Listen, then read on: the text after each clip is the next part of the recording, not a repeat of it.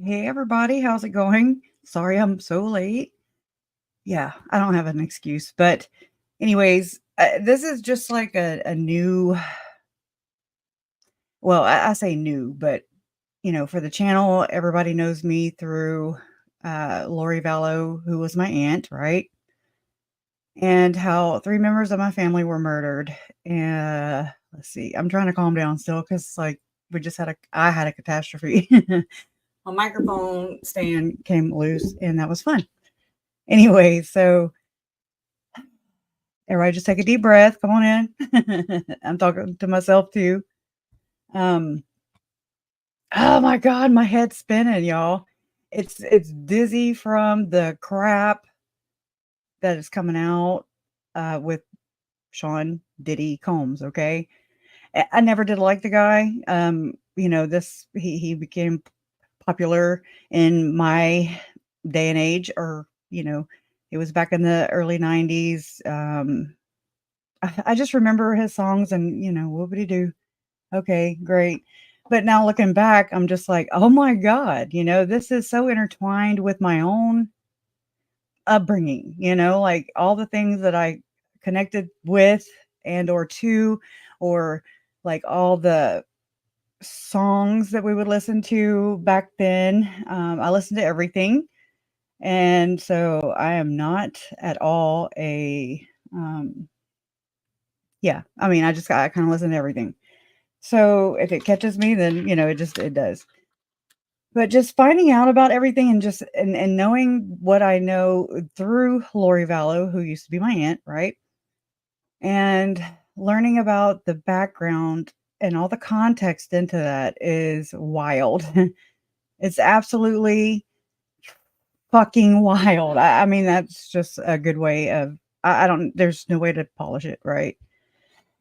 So, anyways, I happened to take a nap, and so I feel like every time I take a nap or go to sleep before one of these happens, one of we have a live stream scheduled, it's like Men in Black happens, and they're like, "Zzz," and they zap me. I'm just saying, my mind gets zapped, and I'm just like, wait, what? What was I going to talk about? Oh yeah, it's like I forget everything. So I do apologize about that.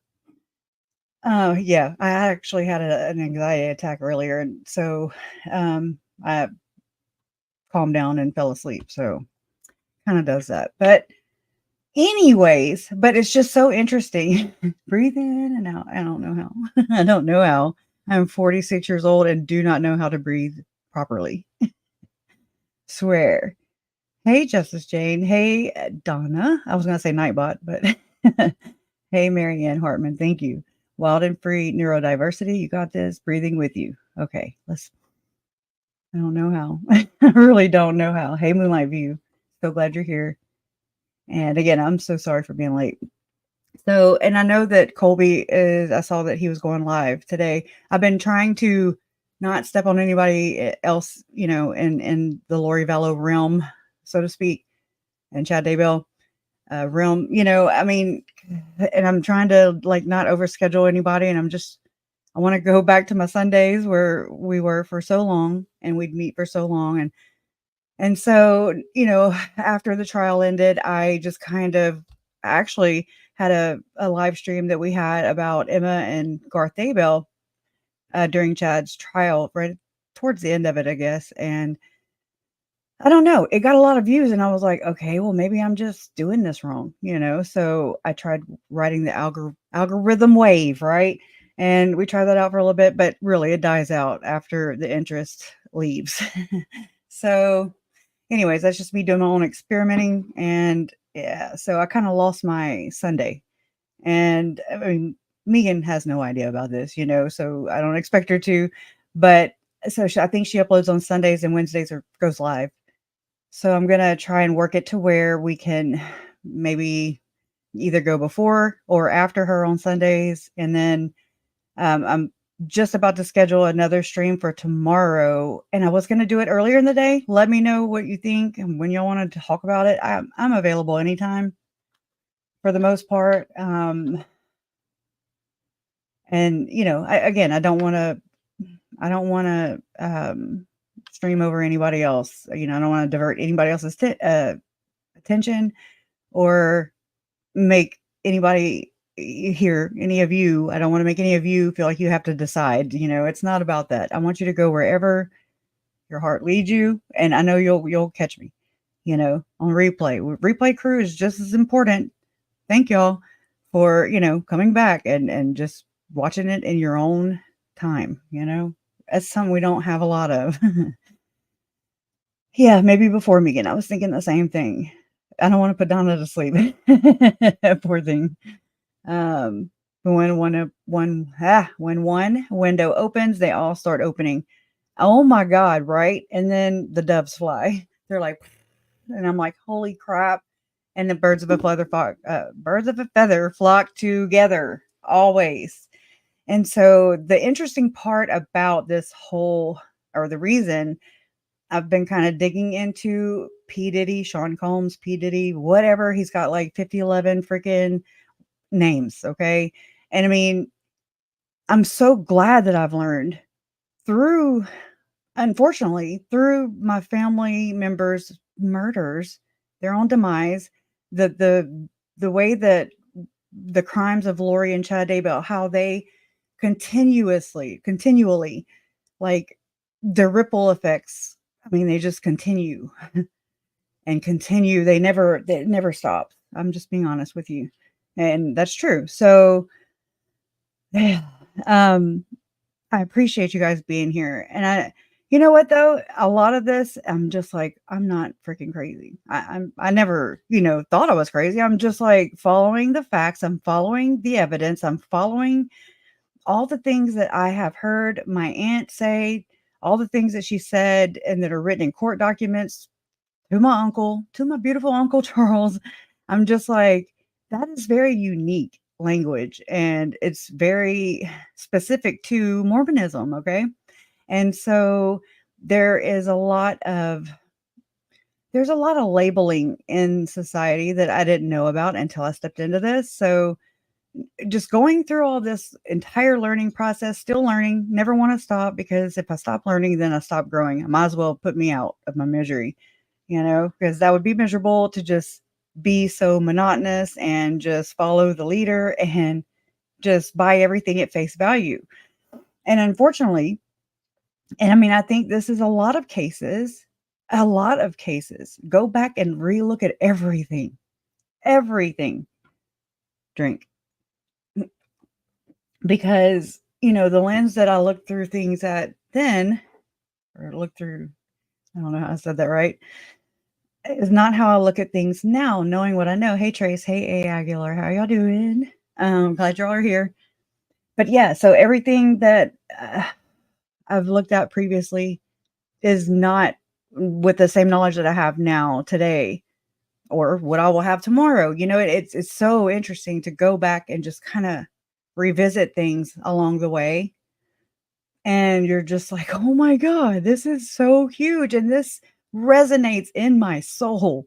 This resonates in my heart. This resonates in everything that I've been looking at, reading, learning about, all the background history, learning why Lori and Chad did what they did and why. And now, I've learned also through that process that like why media spins it a certain way. And that's so interesting, isn't it? But then you learn who owns the media. You learn who all the puppet masters, so to speak, are. You learn that it's usually, I mean, this is how it is in my world, in my view in this. There's other family members that look at things totally different, some similar. It's very nice to have Megan, I mean, I'm just like, yeah. Mm-hmm. Everything that she shares in her experiences in Mormonism and being related to Lori Vallow and Alex Cox, and the whole kit and caboodle is like so insightful, because she it's like she validates a lot of things that I've read and said, just don't say it as eloquently. And that's okay, because I mean, it really is. We're all unique to this. We're all handling this in our own way. It's not going to be the same, right? Because we are not the same. None of us. There's nobody. You can be identical twins, and you're not going to have the same perspective. So, I mean, I think that's awesome, because it would suck to be a cookie cutter, copy and paste, oof, but that would be hell. So, but learning about this and also how media spins these things, these ideas, like the zombie thing. I really don't think that Lori and Chad came up with that. I think it's just these things get added to the pot and sensationalism sells. It just does. Not, and I'm not trying to minimize anything about what Lori and Chad Daybell did. Okay. Uh, either if they were the ones who brought zombie into the picture and or not, it's a conspiracy, and it is those of, that are named and or unnamed. So it's birds of a feather flock together. It's the people that they flock with, and these are the people that I study. These are the people that I have studied for over 5 years now. I know these people, uh, their personalities. I'm watching all the characteristics, the behaviors, and I'm just like, I'm not an expert. I'm not a professional. You do your own research. I'm just here to share my opinion and my perspective from my experience with the doomsday couple. And how I always felt like this is something so much bigger. And, there's dreams that I've had with my uncle telling me that this would uncover their deaths. Him, Tylee, and JJ. This is, my family's perspective. This is, some their deaths would uncover something far more dark and far more sinister. And I don't even use those kind of words. That's not how I talk. But and I just was like, at that time, I had just learned about zombies, the term. And I mean, I was just like, really, is this reality? I'd wake up and just be like, yep, no, I didn't dream that. Okay. So back to reality, right? Yes, this did happen. And there are zombies in my rhetoric now that I'm talking about this. And it's become a part of everyday conversation in this case, unfortunately. But I know I'm not alone in my thought process here when I say that this is something far more dark and far more sinister. And this is far and wide reaching. There are others who follow and believe the same things that Chad and Lori Daybell believe. And it's scary. And it's not just, I've learned that there are cults within cults. There are these actors, these bad actors within within larger society, okay, that are going on, that at face value, they show you what they want you to see. Just like Lori did with me, I believe. I believe she showed a lot of us that she's just this wonderful mother and yada, yada, yada. But I learned later, after all this unfolded and was unfolding, that that is gaslighting, that's love bombing, and she is just a covert narcissist, big good time. She has many of the characteristics of that. I'm sorry, is it malignant narcissist too? I mean, she's got all the things. And I mean, I'm not diagnosing, I'm analyzing, And so these things are scary. You're right, Jody. They are very scary. But I mean, how many of you have been like, okay, Lori and Chad in their trials, and you're like, yep, that's it. Money, power, sex. That's what it was. And I mean, you're like, how many of you are like okay with the information that has been brought forth, prosecuted, convicted, and you're like, yep, that answers all my burning questions. Now, I don't feel like all my questions are answered. And I know that's impossible. However, however, I know there's a lot more than what has been out there or provided. And I mean, a lot of this is to do with, I think, and I kind of came up with this week sometime. I told my fiance, I was like, okay, do you ever get the sense that maybe like courts are like mainstream? They're mainstream, they're mainstream. They don't really go into, you still have to do a lot of case background research. I would suggest it for any of the cases. Any of the cases, because there's always more than one side of the story. There's My mama always told me there's his, hers, and the truth. His is whoever, her is, this person, and then there's the truth. And so somewhere in between all of those aspects, that is where the truth is. And the truth, it resonates with you. You're just like, wow, okay, now that makes sense. Well, that's what I do all the time here, and just going through Tim Ballard. All the allegations against Tim Ballard, Operation Underground Railroad, Sean Reyes, the Utah Attorney General, Glenn Beck, Mike Lee. There's a United States Senator Mike Lee, okay, who met with Tim Ballard in an airport in Salt Lake City, and they discussed his future presidency plans to run, for Senate and presidency. So it's like a world inside of another world. And I've learned that, yes, there's, let's just try and simplify this. There's the mainstream. Okay. There's the mainstream pool. Okay. Then you level up from there, or, you throw another label out there, and then it separates, Christians from Mormons. Okay. Or LDS. Then you throw another label out there, and it weeds out all of the fringe. Okay. But that's very unclear, and it's a very blurred line. So then from there, you throw another label in there and weed out. And you're just like, okay, well, who believes in this multiple mortal probation theory? Who believes in which multiple mortal probations, in a nutshell, is spiritual wifery that's being practiced? It's polygamy. Okay. It just was never, in my opinion, it was never stopped. It never has stopped. They stopped it at face value, but they didn't mean it because they're still practicing it. And in my opinion, that's my opinion, allegedly. I believe that's how and what hooked Chad and Lori up and birthed us, James and Elena. Okay. Thank you for James and Elena, for Christ's sake. Oh my God. What a nightmare, right? Well, and so I listen to what is being said by Lori. I listen to what is being said by Chad. I listen to all the people in their group in and around. Okay. I listen to all these people, and I'm just a stickler for, if I heard just not odd or awkward, but I heard Glenn Beck, President Trump spoke in Prescott, Arizona this past weekend. I'm not political, so whatever. You do you. I'm just going and connecting these dots and who supports who and why this trickles down and poo-poos on top of my family. Okay. It's the truth. There is like a front, that was going on.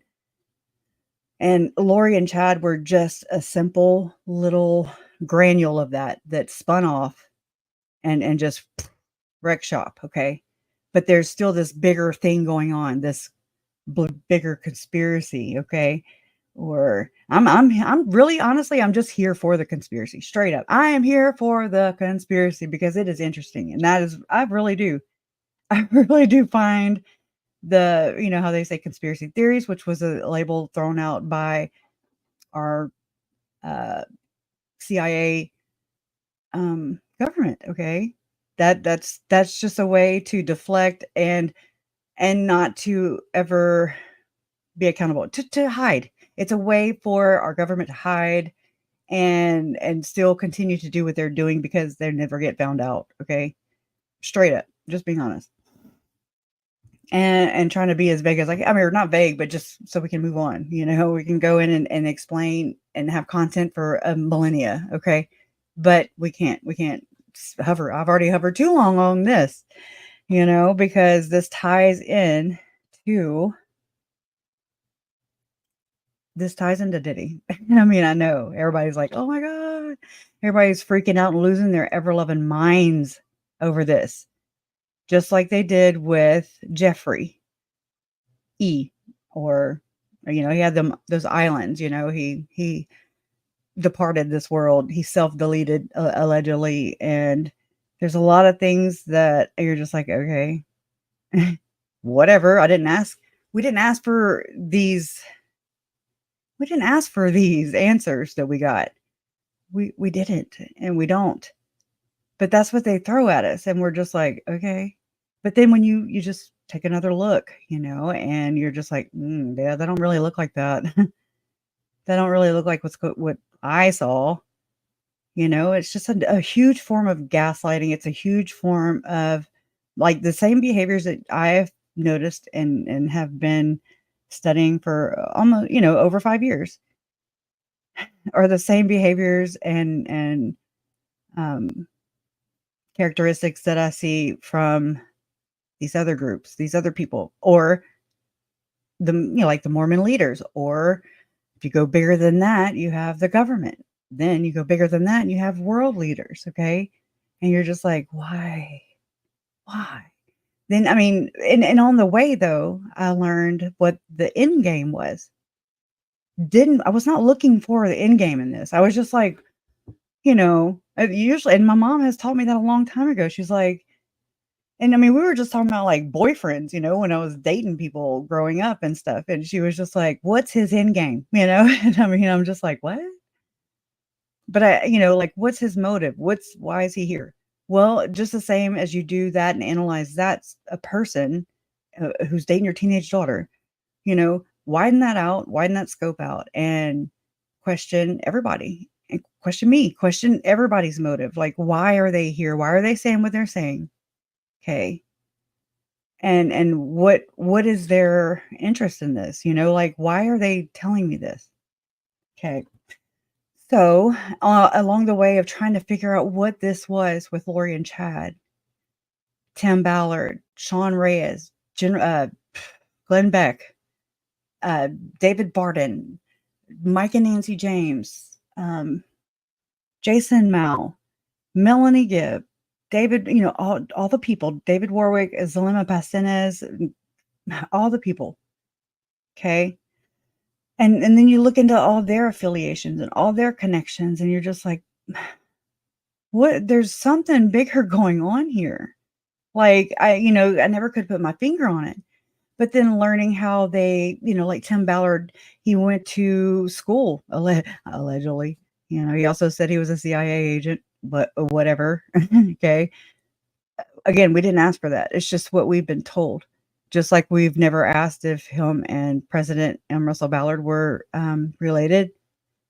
They offer that. And I'm like, wait, why are they just offering that? And I mean, this really is so complex. As I mean, it makes sense to me in the sense that it is so complex. Murder is not. It is not case, here's the case overview, here's the facts, here's the evidence, and case closed, No, no, not in my world. I know there's a lot of people who are fine with that. And I mean, teach your own, I'm not here to judge you. However, in my experience with this entire life-changing tragedy that never stops, okay? So just because the cases have been adjudicated in Idaho does not mean that that's end of story. That's not at all how life works. That's not at all how grief works. That's not at all how murder works. Okay. So it's that the way Tylee and JJ were found. It's the omission of evidence, the lack of evidence supporting all the theories from the prosecutors. And again, not throwing shade on them. They have a job to do. They did their job. They weren't here to like answer every one of my burning questions. Okay. That's not what they're here for. They're here to convict. Okay. And okay, so glean what you will from it, right? But I'm finding answers in this whole perspective and through the difficult research, through this channel, through you, through all of our conversations. And God, we've had over 700. Okay. I got a lot of videos, y'all.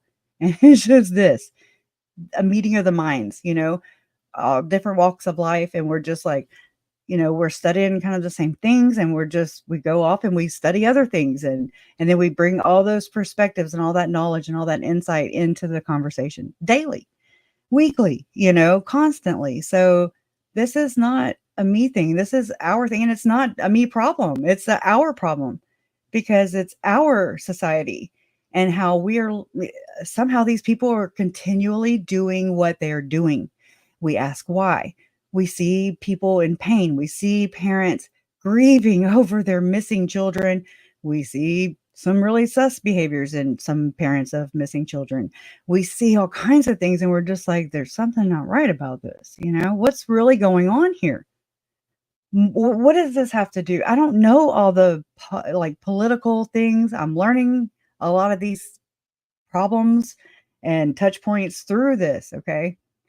So, no, just by studying this case intently and intensely for over 5 years, it's a long time. Okay. Sizing it up.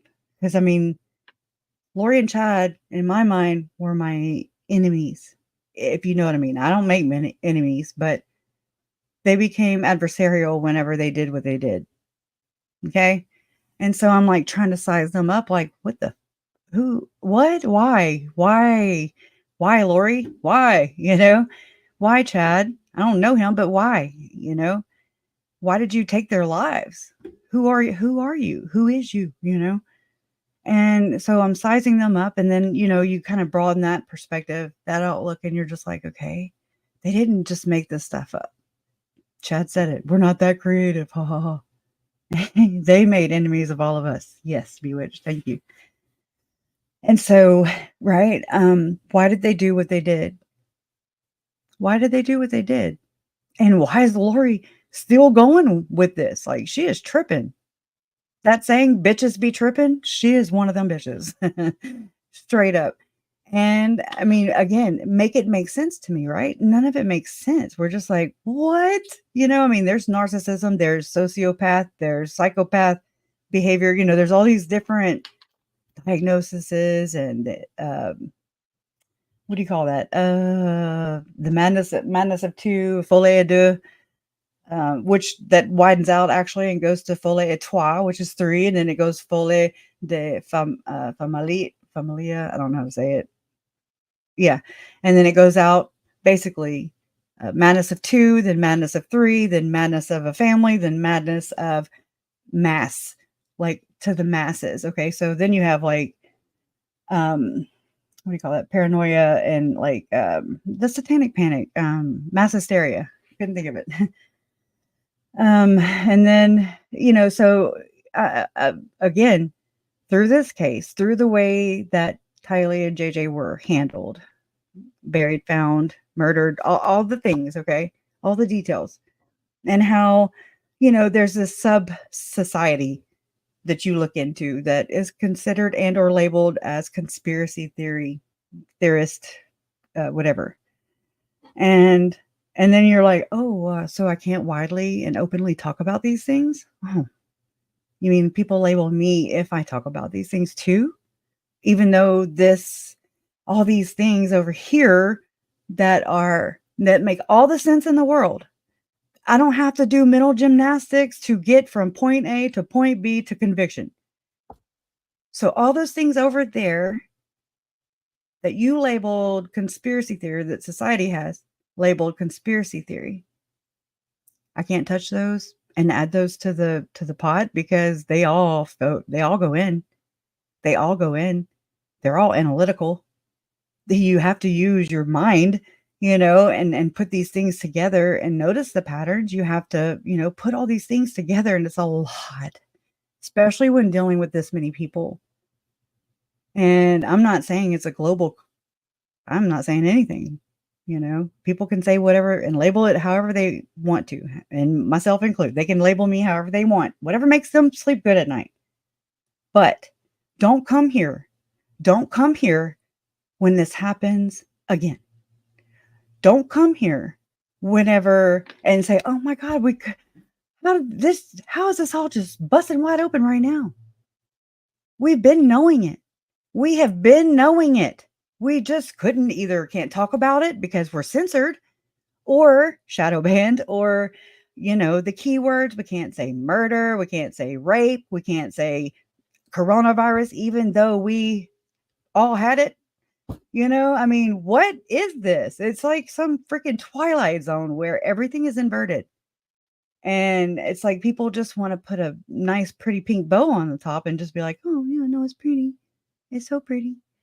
But bullshit. It's not pretty. It's ugly. Yeah, okay. It is what it is. And just, okay, great. All right. If we were ever just presented the truth, we wouldn't be here. And if these people who are in the same membership, the same club as Lori and Chad, if all those people would just go away one day, I swear, crime, missing children, border problems, all the problems would go freaking away. Straight up, okay? You want to know how to save trafficked children? Tim Ballard, stay home. Tony Robbins, stay home. Glenn Beck, stay the hell home. Okay? That's how, okay? It's those people, in my opinion, and through my research, sizing them up, they are this problem. They are that. That is this. They are the inversion in this whole story. P. Diddy, Kanye West, Sean Reyes. Kanye West gave Sean Reyes, allegedly, a leather chair to go sit at Mac's place where you have to buy a subscription. Or I'm sorry, not a subscription, a membership to even sit down with Sean Reyes, okay? Who the hell? Okay, whatever, dude. He is not that great. He is a piece of shit, in my opinion. He is a piece of shit. So is Tim Ballard, in my opinion, if I'm entitled to have one. So y'all make that illegal. The day they make that illegal will be the day that we can convict Zalima on her text messages about my family. Okay? We can start convicting people for their thoughts. Bullshit, okay? It really is. This is connected. There's different pillars of this. There are so many different aspects of what's going into their end game, which happens to be in biblical prophecy. I'm just like, what the hell is this? Oh my God.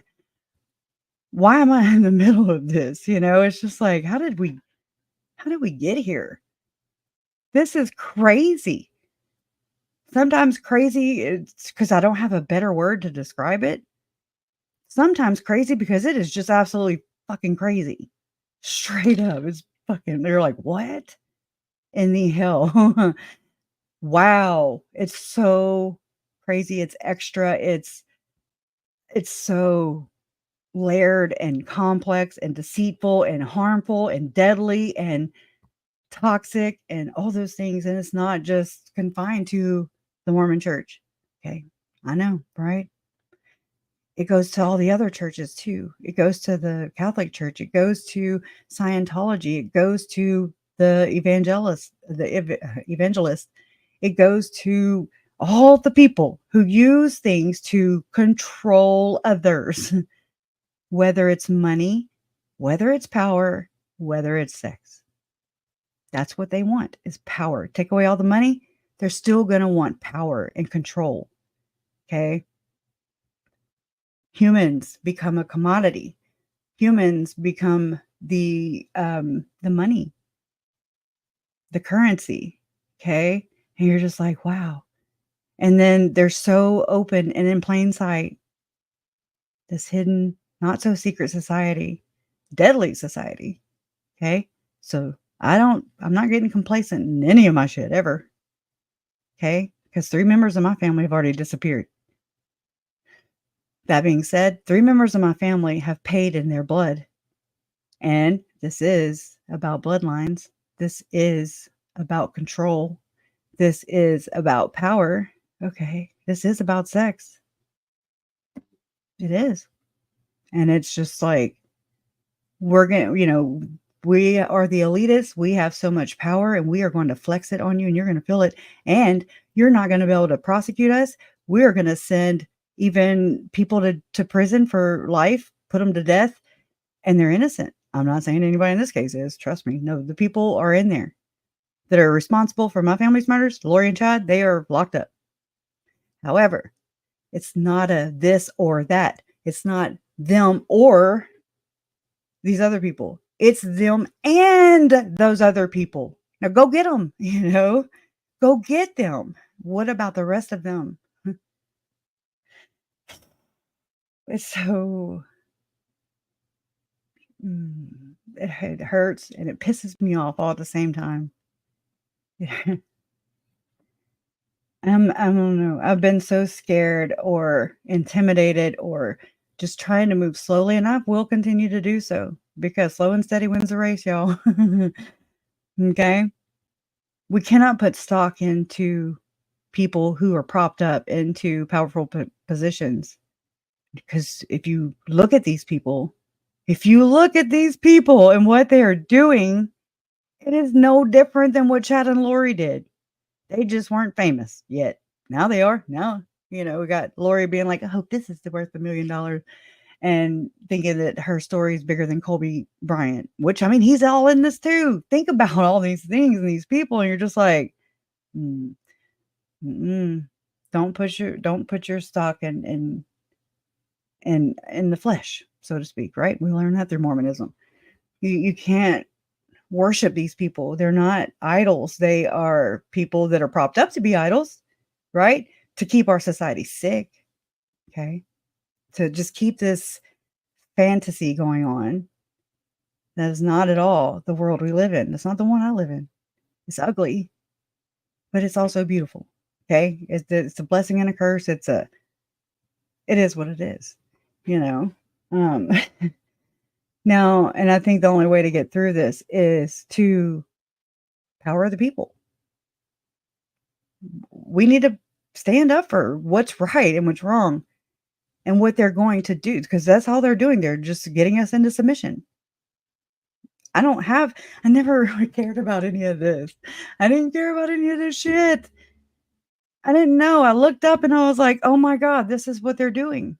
They are moving into this united order, this one world thought process, this one world look alike, we think alike, we even always talk alike, that whole into conformity, into submission. And I'll be damned. No. I mean, I've studied just Mormonism in general, the Mormon people, those who have been in the church and have left the church, who have been forced out, who have been murdered. There's plenty of victims. There's so many people that we don't even know their names, not just in Mormonism, but everywhere. So many kids missing. And then there's all these organizations. And it all starts to make sense. Thank you for saying that, Bewitch, because I don't want to have one of them dialogue things in my description box because we're censored. We are fucking censored. I mean, half the time I can't get my chat GPT to help me write. I'm like, well, how do I need to word this? And it's like, oh, we're sorry, that's political. I'm like, it's sex trafficking. What's freaking political about it? It's quote unquote satanic panic. It's really extreme child abuse. What? How is this fucking political? They make it political. Proof is in the pudding. For real. That's what Tim Ballard does, in my opinion, with his grift, is he polarizes it. If you're not for us, you're against us. It's exactly what a toxic motherfucker does. Okay? It's exactly what Lori Vallow does. If you're not for me, then you are against me because Satan is, he is trying to stop me in all things good, because she thinks that what she has done has been done in righteousness. I'm sure that Sean Diddy Combs, he probably thinks that he's being persecuted. Kanye West, he acts like he is persecuted. And he's the most racist mother effer I've ever seen. I'm just like, well, one of them. Then I'm thinking back and I'm like, okay, so I really never knew what what's this fans only page? What? I don't even know. I never looked at it. Heard it everywhere. I'm just like, what the hell are they talking about? But I heard somebody describe it the other day and I was like, oh, so like that thing that they were using for Backpage, like with Charlie Sheen and his tiger blood and winning, all that weird shit. So that's this. That's what's going on. That's what was going on then. Then you think back to the O.J. Simpson thing, you think back to that, and you're just like, oh my God. I mean, I remember watching Keeping Up with the Kardashians. Oh my God. I mean, I wasn't like, again, I don't worship these people, but they entertain me. I don't know. They're crazy, and how Khloe Kardashian thought she wondered if O.J. Simpson was her real dad. And I'm like, that's because they having these orgies. Okay. All right. This makes sense. See how it starts to make sense and click, and they're all connected. They're all connected. All the heinous crimes that they're doing are connected. And just how Tim Ballard told, allegedly, Celeste Borges that we're going to have so much shit on everybody, we're going to drive them into silence forever. That is this. This is that. You're welcome.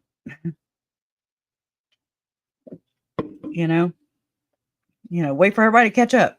It's just like, I knew there was more to this. And while not directly connected, I'm not saying P. Diddy murdered my family. I can't say that about Tim. I can't say that he wasn't there participating in festivities. I don't know. Allegedly, one can only wonder. Why were they flocking with him? And then why is Kanye West buying Sean Reyes a fucking leather chair and for him to go sit his ass in and play dictator while he sits at this, posh place and Mac, whatever, Mills or Max or whatever in Salt Lake City. It's a secret society, y'all.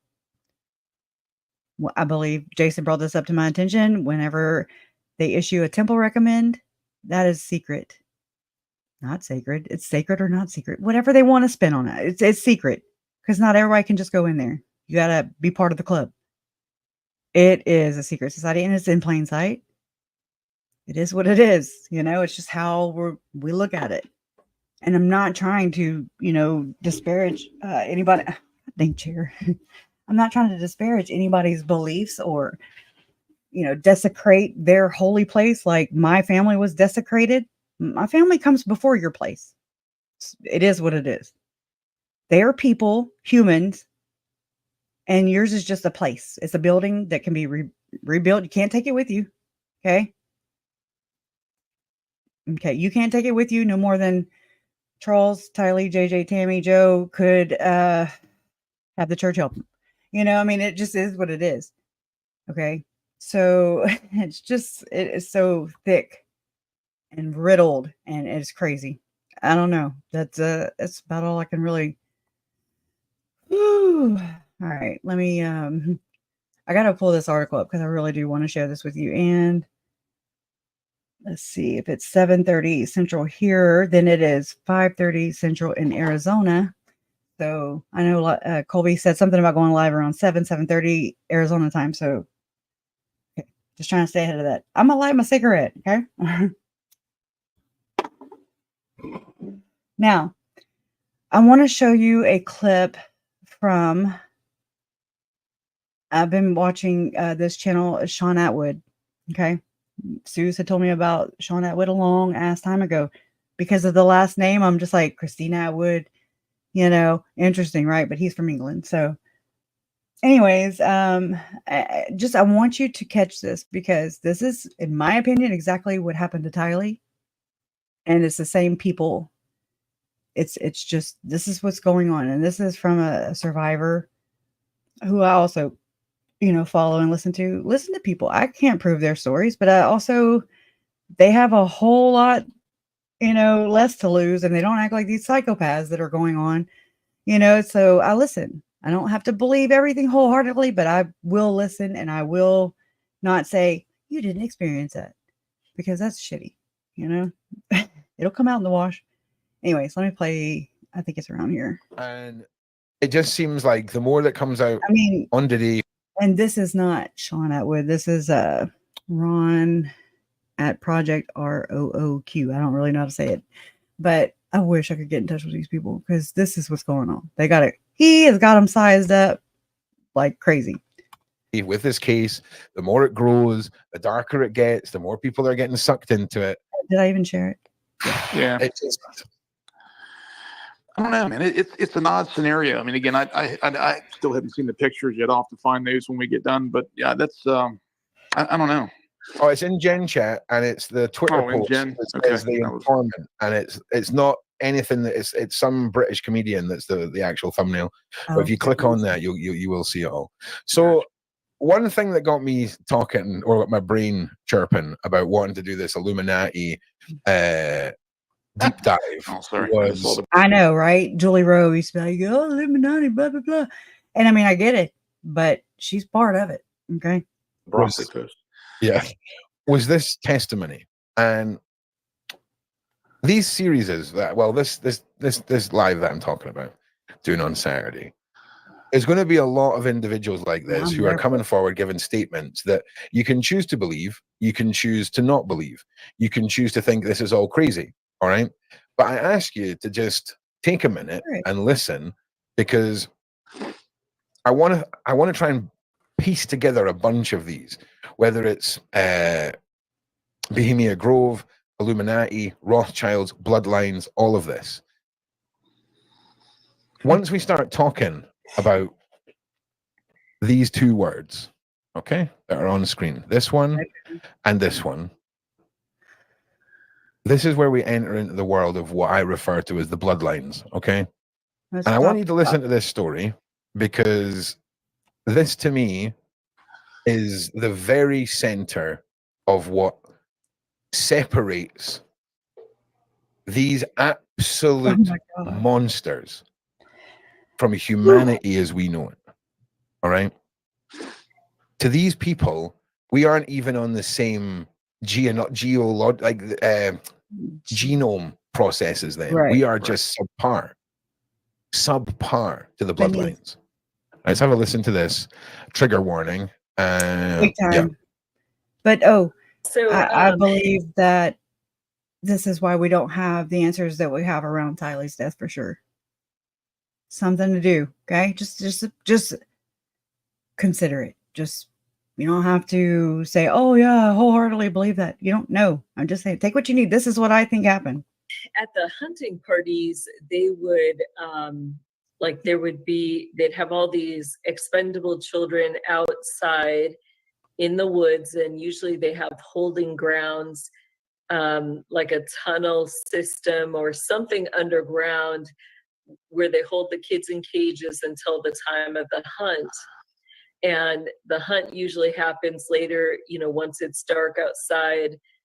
And so what they'll do is they kind of they'll kind of make a perimeter, which is pretty large, of these woods, and they'll station the different elite people around the perimeter. And then when they give the go, they release the kids, and the kids are told just to run, to hide. And that's when the elite will go through the woods and start hunting for them. When they catch them, a lot of times they will first sexually abuse them, and then they'll kill them. So not everybody will get killed in that situation. If they don't, then they're used for other hunts. But there were kids that I saw who were really good survivors, and they would just continuously have to relive this trauma. And then when they speak up, we don't listen to them. We call them crazy. We call them schizophrenic, and boom, label. They're wild. It's wild. So there was kind of so those were the kids on the outside, and then because we were hierarchy kids, we were on the inside. And so on the inside, usually in the house or the lodge, you would have the older men who were too Hunger Games. It resembles it big time. Too old. Sometimes it did include women, but they were too old to be out in the woods hunting for the kids. So they brought everything indoors for those individuals. Wow. And those individuals were not allowed to kill, but they were allowed to capture and rape the hierarchy children. So, Nice. once the signal was given that the hunt was on, you were just trying to escape, hide, and not be found. And sometimes they would make it seem, for the kids, like it was a hide and seek game. Oh, right here, this comment, it says, how does she know this? And I mean, because she's telling you, okay? I don't know. I can't prove it wrong, right, or indifferent. Okay. But I know it's generational. Just like with Diddy and how, basically I can make you famous. How it's just like what Tim Ballard said to some of these women who filed lawsuits against him about how far would you go to save trafficked children? Well, how far would you go for money, power, and fame? How far will you go? Okay. And then there's this really interesting commonality that I found.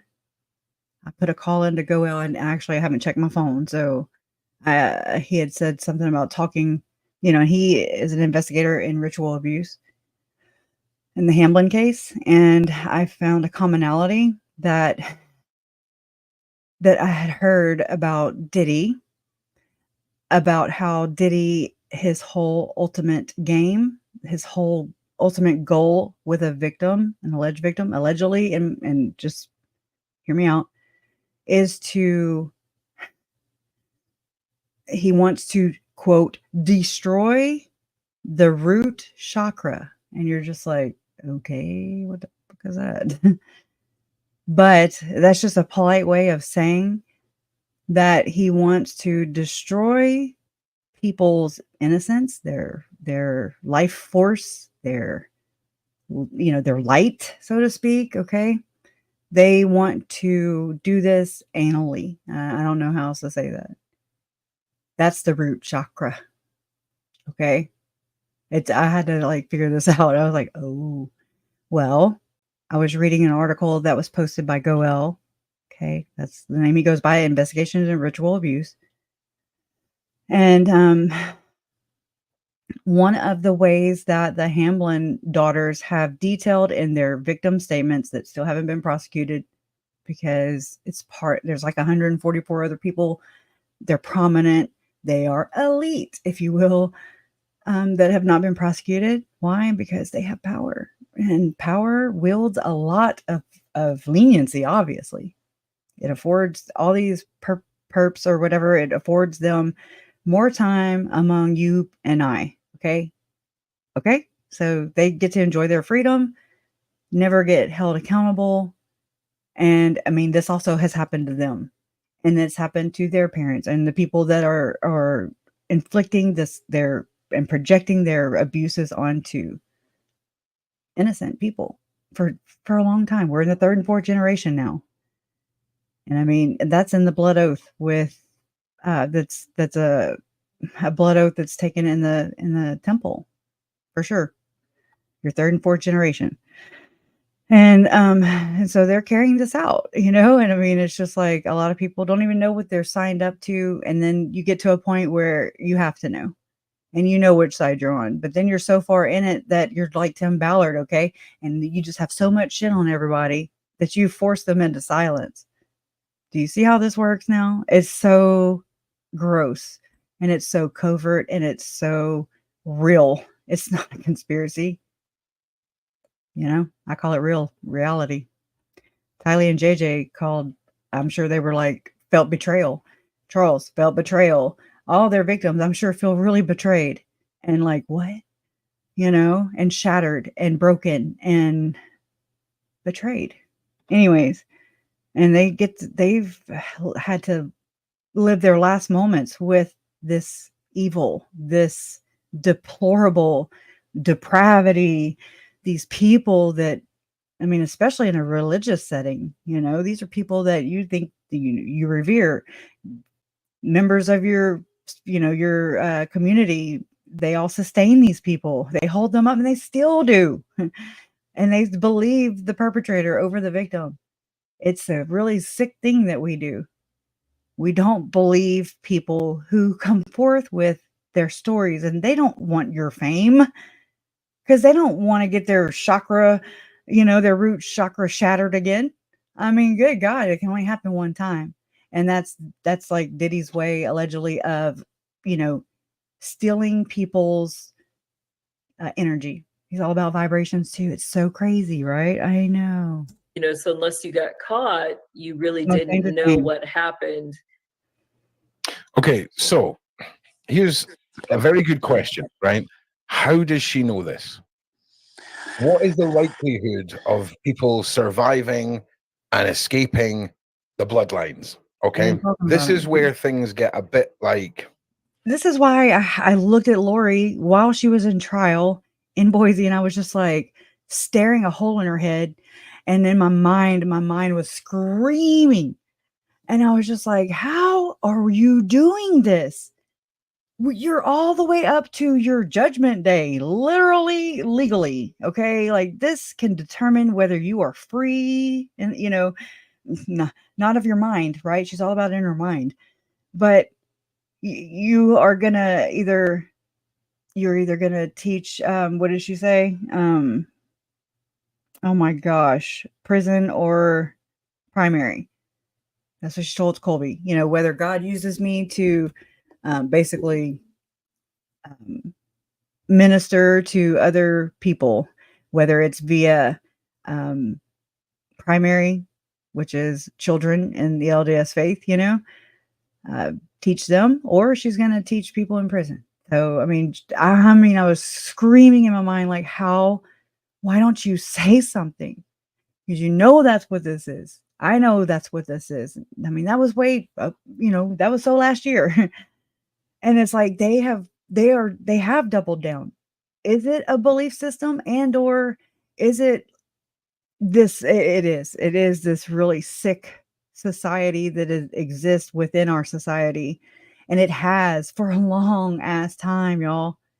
And the reason it is still happening, it just transforms over time, and it gets labeled as satanic panic, and when it was really some egregious ass child abuse. It is some Jody Hildebrand and Ruby Frankie level calling their kids abusers. Chad does the same thing about kids, I mean, it's very inverted, it's very covert, and it's very, very generational. And it's just like, how did we get here? And how do these people think? Because they talk about Jesus, which to me is a totally different thing than their Jesus, their spirituality, their God. Okay. They're saying the same words that I'm saying, but they are not meaning the same thing that I mean. And I see that through their actions. I see that through the proof is in the Bill Cosby's pudding, right? Gross. I'm sorry. But I mean, the most dangerous game right here. I read that. And I mean, that blew my ever loving mind years ago. J.R. Sweet is his name. And I mean, I didn't understand a lot. I'm just like, oh my God, these are so freaking wild, But then I'm like, it's not about me. It is not about me. And it's not about what I believe, who I believe in, who I worship. It's nothing to do with me. It's about what they believe. And it's about their projection. And it's about their abuse. Okay. And I mean, tunnels have been found, by the way, in the McMartin case. Ted Gunderson, look him up. Yeah, it was shared on, this is where I ran across it, was on End Time Productions. It's a YouTube channel, End Time Production. And it's Ted Gunderson. He worked for the FBI. There's good guys and there's bad guys. In every organization, every organization is infiltrated. That's one of Tim Ballard's favorite words, infiltrate, right? And I mean, so it's steadily good versus evil, right versus wrong. Hey, you want to make America great again? Make lying wrong again. Okay? So easy. If this was a movie, would we be like, The Hunger Games? Even still, I hope they give us a fucking origin story and we understand how she got away. Now, does that mean we have to write all this off? No, absolutely not. Because again, we discover new things every day with regards to what the... Oh, and you have to factor in cognitive dissonance, Sometimes we don't see what we really what's really going on. That's a lot of this too, you know. It's just like it happens in layers. It's like you wake up and you're just like, wait, what? This is the world I live in? This is crazy. But then you're like, oh, okay, well, okay. And then so a conspiracy theory then becomes reality for some people. And in my case, in this case, in Lori Vallow and Chad Daybell's case, it became it became Charles, Tylee, JJ, Joe, and Tammy's realities. This is reality. Okay. So conspiracy theory away. I'm here for the conspiracy, right? But don't tell me I didn't, that I can't trust my own senses. Don't tell me what I need to believe or think or what I saw or didn't see. Who are you? Move. And so there's a lot of people who won't do the research, who won't look past, there's the Wizard of Oz there, he's behind the curtain, and you're just like, what is going on? What? I mean, you just always be curious, question everything. Okay. And then question it again, go back and revisit it, because it's crazy. You'll be like, oh my God. Yeah, it makes sense. The Illuminati, the bloodlines are like.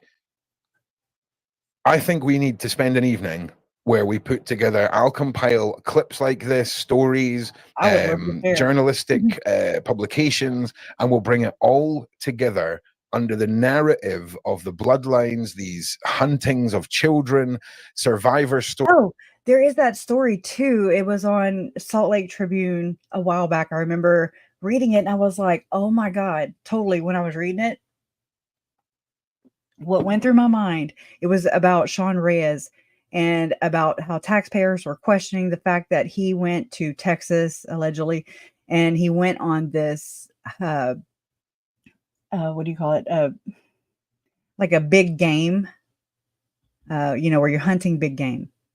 He was allegedly shooting high-powered weapons from a helicopter. This is how he was hunting. And what went through my mind, because I'd already read The Most Dangerous Game, okay, and I was just like, there's human hunting. Oh my God. And according to J.R. Sweet his story, you can go to Galactic Storyteller on YouTube and he has an interview there, a couple. Yeah. Also on the Imagination podcast. Okay. And I just saw him on another channel, but I don't remember the name. But he has a website called Monarch. Oh my God. It's like another M word. I don't know. I'll have to think about it. But anyways, he has a website and you can go to it and you can read all his stories. He's publishing a book, but it's just basically to cover his cost. Okay. And it's because people want him to write a book. Just that'd be the only way I'd write a book. It wouldn't be because I was like, I'm going to be an author. No, it's like you need to do a public service in a sense. And that's for those who will even listen, and take your experience and apply it in their own life. So, I mean, I almost had it, but anyways, I forgot it again. Somebody might have it. And if you do, please share it in comments. But yeah, that's what went through my mind when I read that. It was in Salt Lake Tribune. It was about taxpayers wanting Sean Reyes to be accountable, be transparent, show us where our taxpayer dollars are going. Okay, we're paying them to abuse us straight up. Okay, then we get mad. All of them, they are all dirty, because how far will you go for money, fame, and power? How far will you go for to save, these children? How far will you go? It's crazy. Stories, ritualistic abuse that goes to the highest levels, and I think we really need to start picking away at it all. And just for algorithmic reasons, very much tying a Diddy presentation into it all. Yeah, buddy. Crazy. But what do you guys think? Because I think they're crazy. I often say this as well. Here's the link to his. The one thing that convinces me of her stories being real are them allowing them, the selected ones, to live, because no one's ever going to fucking believe them, right? And they're rating. And what better satisfying reward for a demonic worshipping, monstrous, incestually bred, allegedly, member of a bloodline than to be like, Look at her MK chirping again. That's what I get. That's the horrible feeling I get in my stomach. And I do too. Maybe the winners of these, maybe if you win X amount of these survival games, the two winners have to face off whatever kid gets like thrown back into the wild, thrown back into the wild of the world. And Sorry, oftentimes we just they don't know. Sounds abusers dark. themselves. Yeah. I tell you, there was a back when you were doing your surviving life, and when I was doing dark web stuff or going looking at different things, I read a story that was written back in the 60s, and I wish I had saved it. I don't know whatever happened to the link I had for it, but they talked about the Royals. You're playing polo with horses and hitting the ball. Back in your knights in shining armor days, when they would play polo, when all that started, it wasn't balls that they were hitting. They would take and have a lot of your servants that would commit crimes and things like that. They would chase them with the horses, and the cracking of the skulls was basically what your ball essentially was. I can definitely believe that. Right? They would let them run in a perimeter, and they would let them run around, and then they would hunt them through the woods, and then you would get into your fox hunts, and they would have the dogs going out and going after them. Well, they didn't hunt foxes. They hunted people. That's what somebody said in the side chat. They were like, they mentioned the fox hunting, and I was like, do you know what I mean? Yeah. And you think about the amount of children, and you've brought this to light to me in the past few years as far as the trafficking. I mean, I can't imagine that all of them are going into this type of scenario. I mean, none of the scenarios that they go into are good. But just imagine, I mean, you've got a trafficking scenario where they go to be slaves. You've got ones where they go to be workers in a factory somewhere for 50 cents an hour, or you've got ones that go to be caged and to be run through and hunted in the woods. I mean, I just can't mentally fathom what an 8-year-old child is thinking of. Why does my mommy and daddy hate me so much? Why am I here? Why am I going to die? Why does that even happen to any child? Do you know, I don't get it. I think we may be even beyond that, Shane. I don't even think, I think we could be looking at just farming their own. Wow, just like a product. I believe I've heard that about the Mormon church and how because it's a bit risky just nabbing a bunch of kids and then exporting them up to the woods. I mean, I'm sure 100% happens. Okay, 100%. But you have to think to yourself: are we thinking too normal about this? Exactly. Are our brains just not going to farming a bunch of humans? Like, how many clicks away are we from that? How many steps? Meaning, like how many degrees in our thinking are we? And I mean, it's hard, sometimes to face reality. We can't get past the gruesome stuff. It's like once a lot of people heard about JJ's head was laying on Alex's shoulder, and he brought him in, to the apartment, according to Melanie Gibb and David Warwick. Okay, so it's like, I don't wholeheartedly believe them. I believe some of the things that they say, but I don't believe all the things that they say. They are in on this too. Okay. They are just as guilty, in my opinion, of conspiracy, in my opinion, of deleting my family. Okay. Straight up. So, and I mean, teach their own. Okay. But this is how I see it. This is what I feel. I feel it in my gut.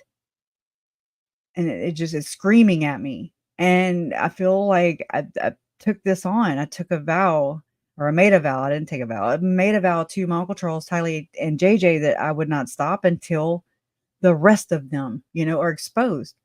This is what I'm doing. This is what is going on. This is something far more dark. This is something far more sinister. It's out of reality, it seems, but it is reality. It's not like, Tylee and JJ, Charles, Tammy, and Joe are living right now. They're not enjoying life. They are no longer to be. I'm their voice. I'm one of their voices. Okay. And I'm not giving you the mainstream narrative because I don't buy it. I'm just like, okay, whatever, and it's just people are not comfortable talking about the hard things, the difficult things that need to be talked about. If we want change, we have to get comfortable talking about uncomfortable situations. It is what it is.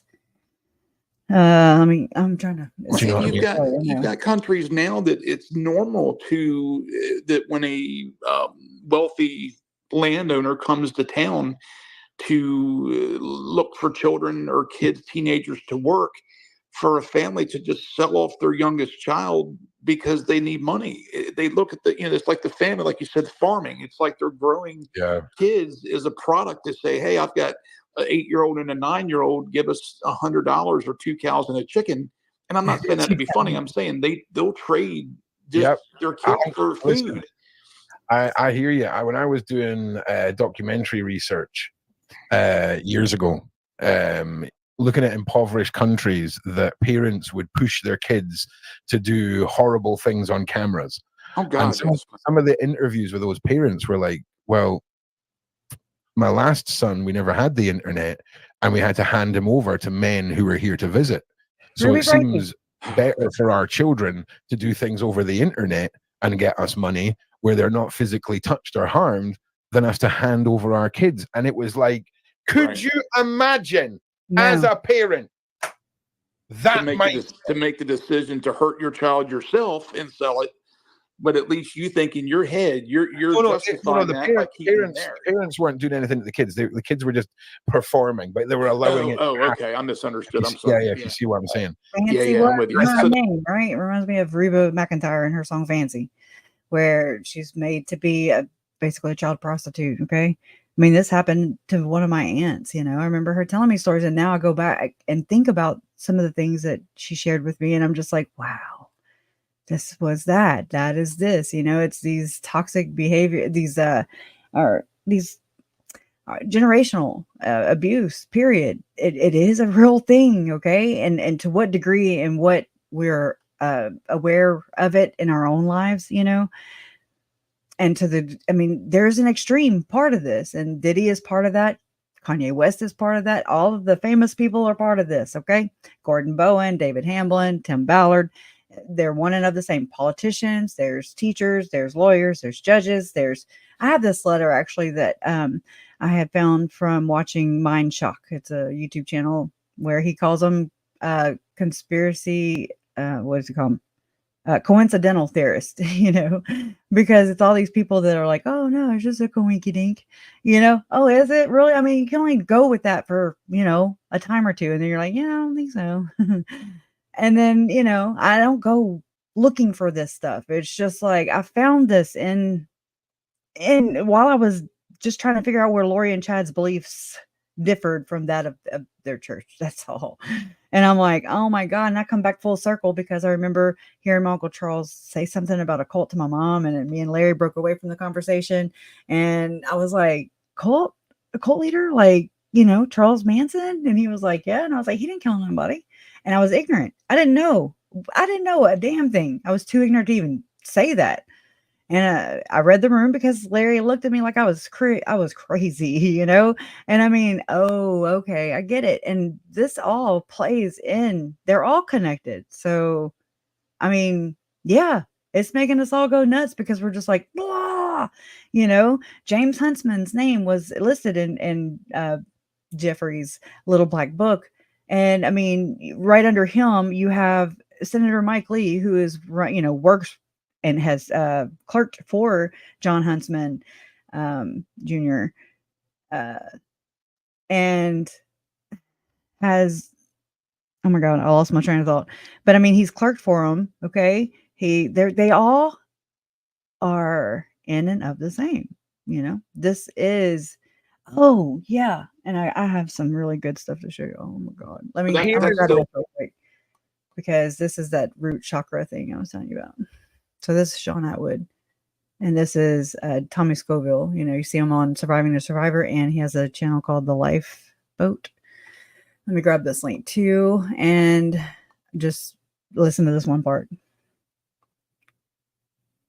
I didn't even back it up to the right part. Let's see. Well, come on. It's not listening very fast. Oh, it probably just, no, come on. All right. And in having a visceral, I'm trying. having a visceral reaction, gagging, at you know, some of the things that as Jamal said, they were desecrating people's root chakras, stealing the energy from these young people by R-wording the posterior orifice, promising them these deals, you know, record deals. One was a security worker. One was working for Echo, the clothing brand that was in competition with Diddy's brand. And it's like Diddy had bodyguards with him while he was doing these things and talking this smack to these people. The other way. So, Tommy, do you think there's going to be a branching out of indictments into co-conspirators surrounding these allegations? Oh my God, yes. Think about how there was a Homeland Security investigation looking into Tim Ballard and Operation Underground Railroad. And think about the Homeland Security investigation, and their target was, I mean, from the David Hamblin people, okay? David Levitt, okay? David Levitt was a target. So, you know, that's going on all simultaneously while they're looking into Jeffrey, okay? All that's going on, and they're looking into Weinstein. All that's going on. Here's Bill Cosby. Here's what's the Scientology dude? Masterson. Okay, there's Ashton Kutcher. There's, I mean, it's all one and of the same. Okay, I'm telling you, there's just different pillars. There's 5 different pillars. Okay, of this bloodline system. Okay, and there is a hip hop connection. There's a brulee connection. You know, there's the Secret Order of the Skull and Bones, which President M. Russell, I'm sorry, late apostle and President M. Russell Ballard, who sanctioned the couple's ruse. The couple's ruse is, it equals this. Hey, I think we were married before in another life. So can we bone now or bone, you know, because we've done it before many other lifetimes. So can we do it now? Please, please, please. And we have to do it to save the kids, because how far will you go? How far will you go, Lori? How far will you go for your Lord Jesus Christ? You know, how far will you go to gain your celestial seat in the celestial kingdom? And, you know, how far will you go? Okay. All right. You know, and then people of this same belief system are like, we don't believe in that. You know, that's just not how they experience it.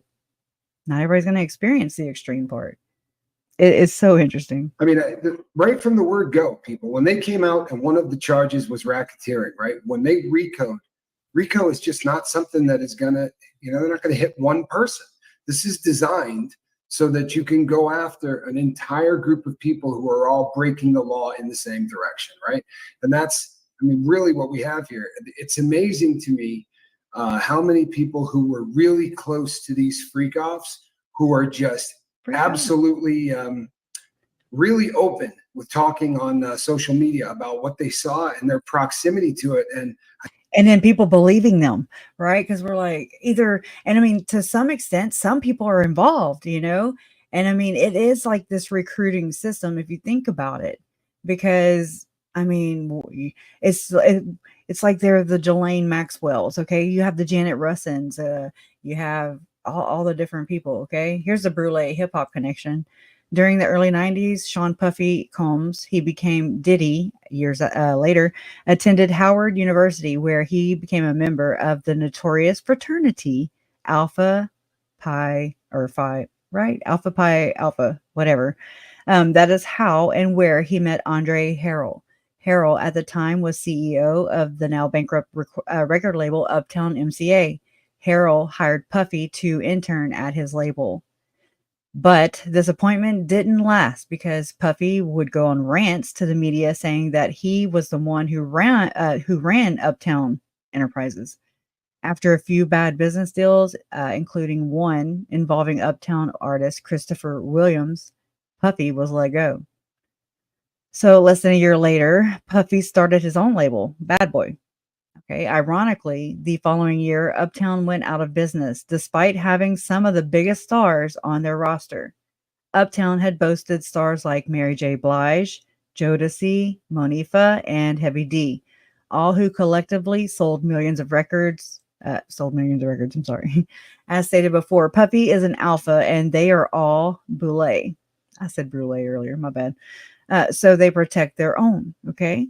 To this day, artists who signed to to this day, artists who signed to Bad Boy, the record label, must take an oath. Oh, wow. And I happen to accumulate the Jesuit oath, and it's crazy. And if Tim Ballard was knighted like it says he was, and if Paul Hutchinson was knighted like it also says he was, and if Sean Reyes was knighted as it says he was, and Edward Verestigi, if he was knighted as a Knights Templar, if they were all knighted as Knights Templar, then they took the Jesuit oath as well, on top of like Tim taking the Mormon oath, the blood oath, the vengeance. Oh hell, what the hell was that? Scared me. But so I mean, there's all these oaths going on, and these covenants that they're taking, and this whole Jesus plan. We're ushering in the second coming of Jesus Christ. We are ushering in a new world order. Oh, that's what it is. That's what it is. Joseph Smith wrote about the United Order, and it is. I mean, I notice themes. I mean, it's kind of what I do. I don't know. My brain does it, and I'm just like, that sounds a lot like what Joseph Smith was peddling. I mean, you can look it up.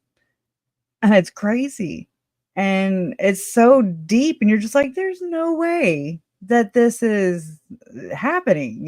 Like there's a lot. This is very orchestrated. Good word, right? Orchestrate. Melanie Gibbs says it too. Chad and Lori said it, and Lori questioned Chad whether is there a divine plan that's being orchestrated to take the kids, and they're talking in this code talk that's so crazy. I mean, Glenn Beck just this past weekend said that the Constitution was hanging by a thread again. I mean, they're just dog whistling to their other members, those that are privy. And I even have Glenn Beck saying that those with, how do you say that, higher, like they have a higher accountability or responsibility. They're accountable. It reminds me of Melanie, Lori Vallow telling Melanie Gibb that, Melanie, you will be accountable for the knowledge that you do have.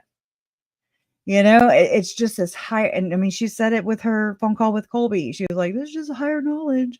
No ish. I mean, this is just, you're playing with the big boys here.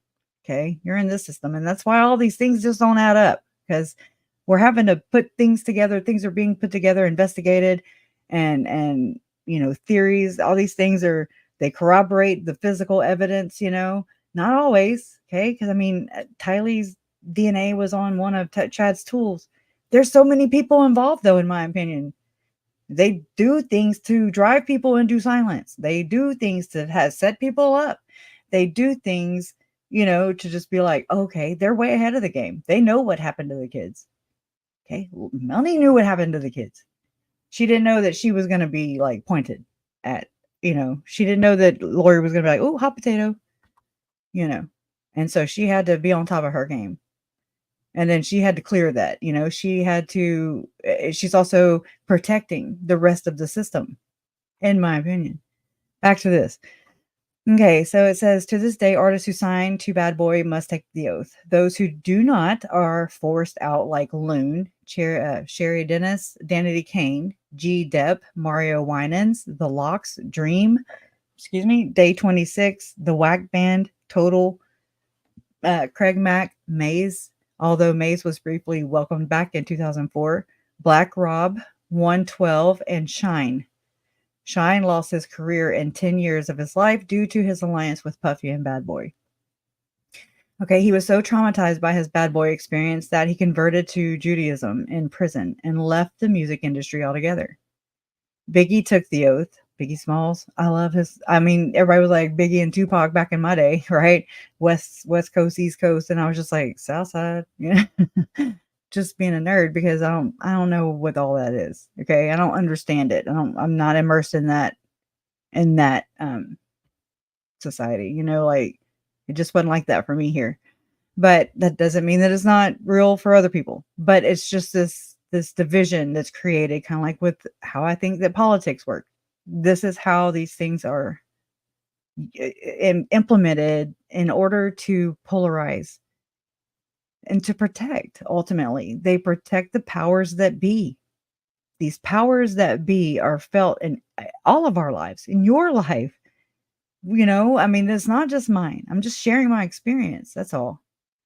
And anyway, so, oh yeah, but like, I always love Biggie Smalls, I'm like, diggy, diggy, diggy, can't you see? I mean, I'm just, I like different music but I also like Tupac. It's all so crazy. And there is a fall guy. There are so many scapegoats. There are so many things that are set up and demonized. And then, for whatever reason, they pissed off the higher ups. I don't know. It's all Kurt Cobain, and Glenn Beck talks about Kurt Cobain actually, whenever he was fueled up on cocaine and whiskey, so to speak, back when he was an alcoholic and drugging. There's that song that I found in Wikipedia and of just one of the back pages of it, and I was just like, who? I listened to it and I was like, oh my God, this guy who he claims basically in this song that he wrote, he shared, Glenn Beck, yeah, he's accusing or pointing his finger at Glenn Beck for murdering his sister and raping her. Okay. I mean, why? All these people, they know each other. So crazy. Tim Ballard's boneyard, wouldn't that be interesting? What does that mean? What is a boneyard? I know what an airplane boneyard is, but I mean, a boneyard? Sounds awful like Skull and Bones, I'm just like, what? In Skull and Bones, they have to, part of the initiation is to lay with another member or initiate who, they have to kiss each other and lay naked together in a coffin. So picture Russell Nelson, the prophet of the Mormon Church today. Picture him laying on top of another initiate, naked, rubbing Johnsons and having to kiss each other. And Russell Ballard, who has this is directly connected to him. Directly. It's just all starting to make more sense now, what they're doing does not make sense. They're crazy and psychotic. But the connections, when you start learning all the context and the background of these people, I do believe that Tim Ballard and M. Russell Ballard are related. Whether he's his grandpa or not, why the hell they are hiding it is beyond me. I mean, you have better answers than I do, because it doesn't make sense. But the fact that they volunteer it when they don't volunteer anything, it's sus. That's when I'm like, wait, why are you telling me that? And I mean, just to know that Tim Ballard himself has, basically whenever Janet Russin's reading came out, that you could say that Glenn Beck kind of exposed her a little bit, because these things have to happen. There has to be a fall guy. There has to be an scapegoat. Mormon mafia is a thing. It was around before I came to be. It has been around. There's this whole other, just think about the mafias that were happening and the mobsters. Okay. All these bad people, they didn't just go away. They didn't like get busted down. And so they're just like, oh, okay, we'll be good now. No bullshit. No, it's all about money, power, sex. Okay. And so they're still going to just transition. They have gangs, they have different groups and all these different cults and cult leaders and yada, yada, yada. All these different belief systems. They're so crazy, but they just transform over time, Anyways, so he was so traumatized by his bad boy experience that he converted to Judaism in prison and left the music industry altogether. Didn't I say that already? Okay, so Biggie took the oath, but unbeknownst to him, he had already been pre-selected as the blood sacrifice necessary to secure Puffy's meteoric rise. So, I mean, these are just different things. That's the same thing. Okay, so Sean Diddy is calling. Sean, I call him Diddy. Okay, because that's just too many names. But his trafficking trial is set for May 5th, 2025. And I'm just like, Cinco de Mayo, huh? It's right around my birthday. It's interesting. His mom is an interesting character too, right? But Combs, detained pending trial, has pleaded not guilty. He blew kisses to family members during his court hearing. Okay, which is federal, so it's not televised. But we learn things from people who attend. So this was October 10th. Sean Diddy Combs will stand trial on federal sex trafficking and racketeering charges starting on May 5th, 2025, allegedly. A U.S. Senate judge decided on Thursday during the hip-hop mogul's third court appearance since his September arrest.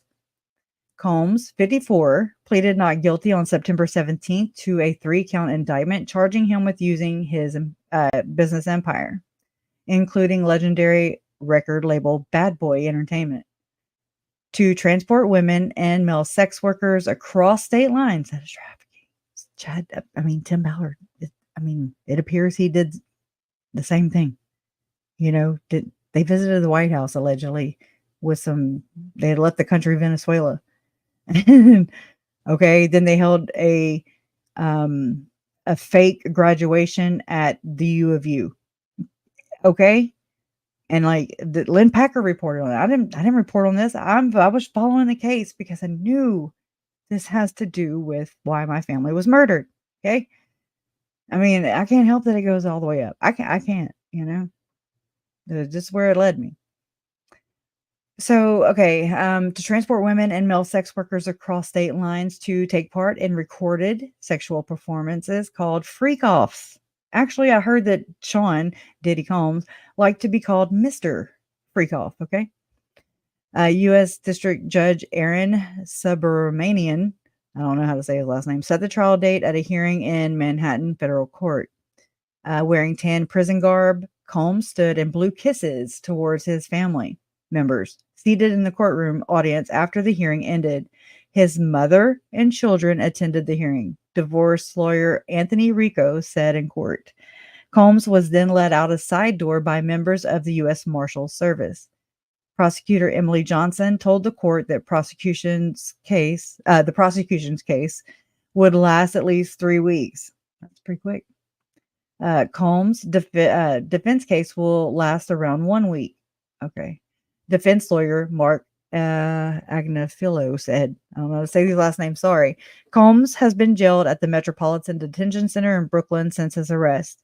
His appeal of another judge's decision to deny him bail is pending, right? I think they denied that one too. The rapper and producer faces a sentence of up to life in prison and a minimum of 15 years if convicted of the 3 counts he faces: racketeering, conspiracy, which is like a criminal enterprise. Think about how Tim Ballard says, that PORN, okay, the adult imagery or horrible imagery of adolescence, okay, and of adolescence. Oh my God, no, actually, just adult imagery.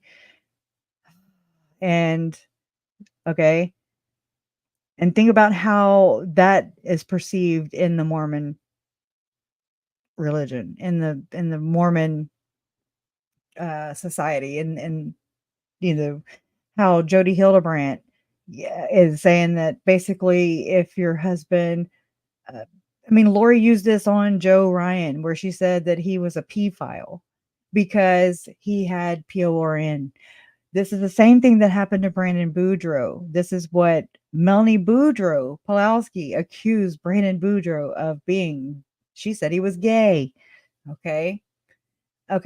So it's just, this is so deep. This is what Jody Hildebrandt would say about people that she was counseling, so to speak, that were being referred to her by the church and paid for by the church. Not just referred, they were referring them to David Hamblin, who was also a psychologist.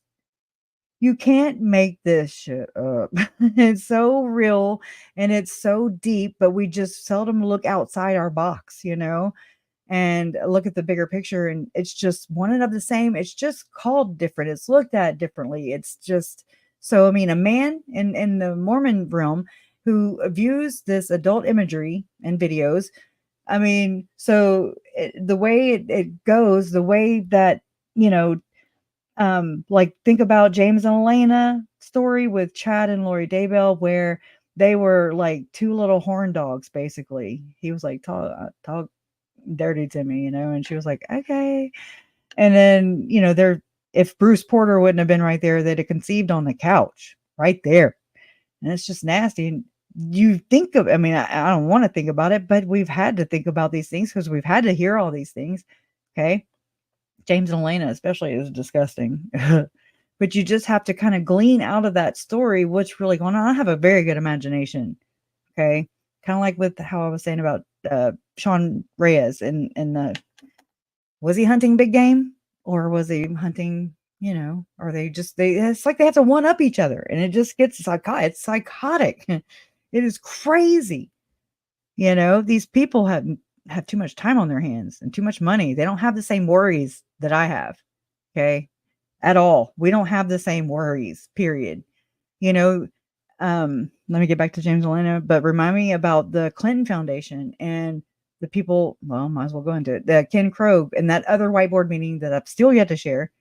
I might just freaking post it or just post it and oh, and also Shelley McDermott reached out to me and I want to share that with Megan and see, course of action, I guess.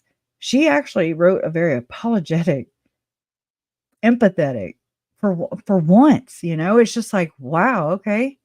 I don't really know how to take that, but she already struck my channel last year while I was in Boise, doing the kids' celebration of life. Okay. And then struck my channel instead of asking me to take them down, struck my channel. So I had to carry a couple strikes for 3 months.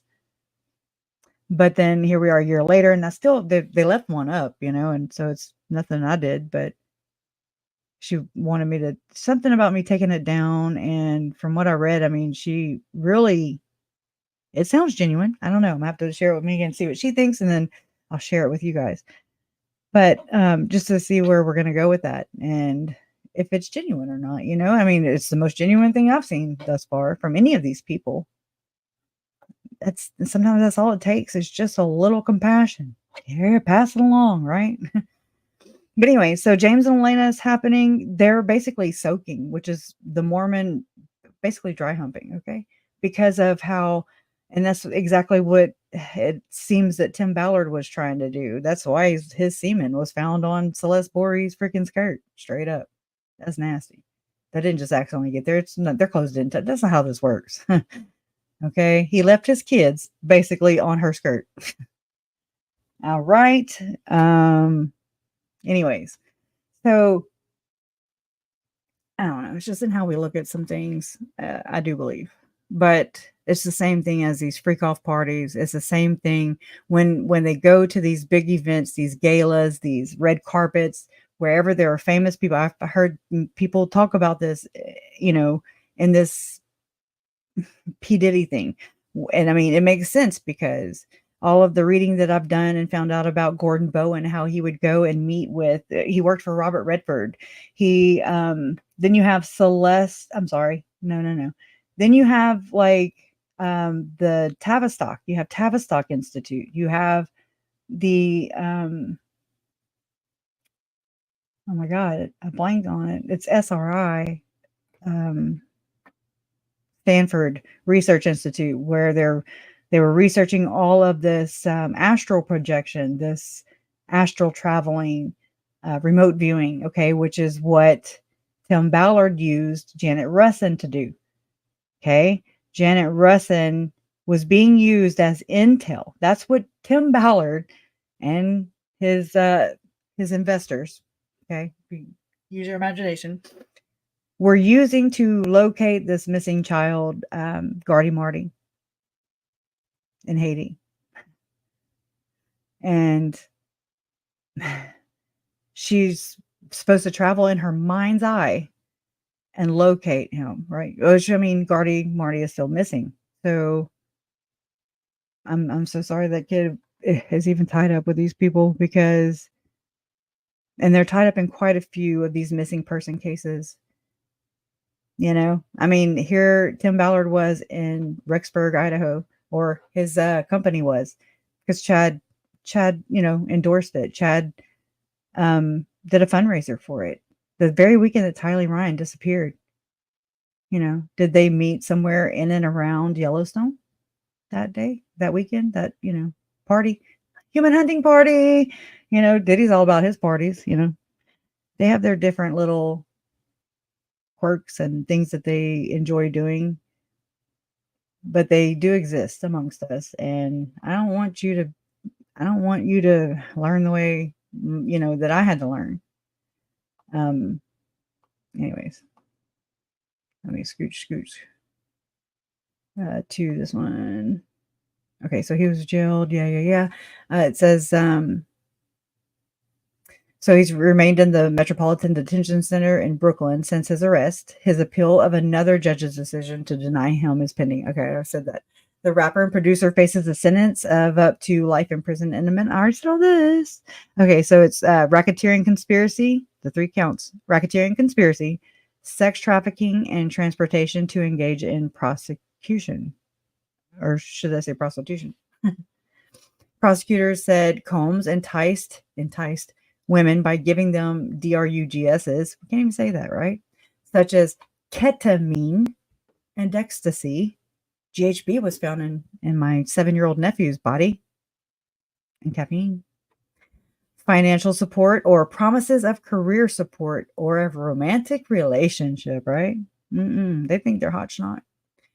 Combs, I said it twice. Combs then used the surreptitious recordings of the sex acts, which, I mean, Tim Ballard has a lot of this same kind of 24-hour footage. Okay. It's so crazy how Angel Studios, Vid Angel, I'm sorry, who are the producers of The Chosen. Okay. This is something I just was putting together from an interview by Jesse Stay, who used to work for the Mormon Church. He was like he's been called like the Mormon guy, but what's his face? Joe Mormon, Exmo Joe. He calls him a Mormon spy, you know. And I mean, Jesse is no longer in the church, but I'm learning that no matter. Okay, so I feel a lot safer. I feel a lot better when these people leave the church, because I feel like, okay, they're not in this anymore. But that's not at all accurate, because what really is going on, there's still this lifestyle. They're Satanists, okay? Whether they admit it or not, whether imagery is found or not, and I mean, basically, I've heard Lynn Packer kind of, you know, share his way of this, looking at this. At the end of his Operation Underground Railroad op-ed series number 23, which is about satanic ritual abuse, okay? He, you know, there's Mike King, who is on YouTube as well, who sometimes I think people are planted in places, you know. Mike, like McDonough, you know, I think he was planted sometimes. There's people that are there to spin these things, in my opinion. They spin them. Some may know or not know. I don't know. I can't decide all these things. But I backed away from Chris McDonough and Profiling Evil whenever they had on Operation Underground Railroad. I was like, whoa, no. So, I mean, I just was like, no. And I mean, we were in the process of him, you know, saying, hey, Chris McDonough saying, you know, hey, I emailed you, and he did. And I just hadn't answered him back yet, you know. I almost let him in, but I mean, that's how careful, you know, and I just choose to keep my circle small, because that it's like, I'm good. You know, I don't mind the help. I love the help, but it's also, you can't really trust anybody. Who can you trust? You know, there's a lot of people involved in this who are making money off of my family's pain. And I mean, this is, you know, it goes into this other barrel of crap. And then it's like re-victimization all over again, you know. But that's what they want us to be. They want us to be their victims. They want us to think that we are victims. They want us to think that we're helpless and that they're powerful. So don't give them that power. I refuse to. But anyways, I could talk about this for days, obviously. Let me see. It's 8:32. It's 8:30. All right. Thinking about time, the indictment contained an allegation that Combs himself directly engaged in unwanted sexual contact with women, though he was accused of physically assaulting them, right? I don't know if you've seen the video, but a lot of us have seen the video of him in a bath towel, a white bath towel around his waist. And there's a woman her name is Cassie. I always blank on her last name. But anyways, Cassie was trying to escape after one of these FOs, we'll call it, a freak off party. And she was right there in like the elevator bank, waiting for the elevator so she could escape or leave or whatever. And I mean, he physically, we saw with our eyes, there's video of it, that he tried to suppress and keep out of the limelight. He tried to buy that off. Okay. This is happening also in Tim Ballard and Sean Reyes's cases. There's accusations of them intimidating witnesses, Catherine intimidating witnesses. I mean, these people they're a force to freaking reckon with. I'll tell you that. And they don't give up because they feed off of our energy. Okay. They don't have energy. They don't have light of their own, so to speak. They don't have much of a life source. They're very dull people, very dull. And they just want to take. They're energy vampires. They are toxic, and they require a lot of mental exhaustion, mental gymnastics. Look at Jodie Hildebrandt, look at Ruby Frankie, look at Lori Vallow, look at Chad Daybell, look at Tim Ballard, look at Sean Ray. I mean, they're just like, oh my God, just saying that right there, it was exhausting because they just take and take and take, and they never, I mean, yeah. So, I mean, that's what's going on. Anyways, but yeah, so Sean Diddy Combs was, he physically assaulted Cassie right on video. You can see it. It's on CNN.com. The actual footage, and he issued a sorry. He's like, I'm sorry, but he didn't mean it. You can listen to the apology yourself and know that he was just sorry, in my opinion, that he got caught. And there's that whole other thing too. I'm surprised Sean Diddy Combs isn't saying like, oh my God, all the record deals aren't going out now because you're filing all these lawsuits against me. Like Tim Ballard does with these women and these people. And I mean, this kind of happened in Tim Ballard's case where, okay, hey, there was this investigation going on into OUR, and it just kind of fell away. And so we're like, how? Len Packer did a video on this too. Like, who made this investigation go away? Because Sound of Freedom came out right after that. It's like they had to hurry up and get that out ASAP. Okay. Which Sound of Freedom came out on July 4th, 2023. And then propaganda. I mean, they would cut you with a knife or try to, if you talk out against this movie and or Operation Underground Railroad, still will, and Tim Ballard, because they think that he is such a noble man because he's a bullshitter. Okay. And he's a grifter. And this is what they do. They don't have an original thought, and they mock everybody. They copy everybody. They don't have the original idea. Same for Gordon Bowen. Same for David Hamlin. Chad Daybell, we're just not this smart, me and Lori, And I mean, he's right. He is not talented. They're not talented people. They're very dull, dumb people. They're just sneaky, and they tend to just belong to this bigger, larger, more secret society, but it's in plain sight. Okay. And you can point them out, and you can help others point them out. And we can try to do the best we can with the dull tools that we are working with, okay? Because they don't have a lot of light, but they're very well organized, and they have infiltrated a lot of organizations and societies around the world. And I mean, just think about that. Think about Tim Ballard, Sean Reyes running around with Edward Veresky, the president and the president of Mexico, and Carlos Slim. They got the Clinton Foundation in this talk that I have, another whiteboard meeting, right? Another secret whiteboard meeting where they're targeting people, Glenn Beck, Oprah, Ellen DeGeneres. Oh my God. These are the people they named, you know? And I'm just like, motherfucker. Oh my God. This is that. And that is this. You know, oh, and I noticed earlier too, I gotta pull it up. Where's that damn story? On Kanye West, okay, about the allegations against Kanye. Let me go here and get to the article, and then we'll go, because I know that Colby will be coming on soon. Let's see right here, right? Oh yay! Hey, what up, yay? But yeah, he's connected to none other than Post Malone. He looks like it's camel toe. I'm just saying. I just noticed that it's right here, high level. But you see what he's doing, right? You see what he's doing. I'm not saying anything. I'm just saying Tim Ballard does this a lot. And I found a picture last night of Lori and her grandmother, and they had backwards hats on from a long time ago. It was on Summer Shiflett's blog, and Lori's doing this. Alex, there's pictures of him doing this. You know, they're all Satanists, okay? That's what this is. That's what this is. I mean, there's Jada Pinkett Smith doing this. There's Bill Clinton doing this. There's George Bush doing this. There's again, so many of Tim Ballard doing it. But yeah, so Post Malone, and he's Mormon. You know, he didn't make it in Chad's book yet. And Chad, he have to write another one.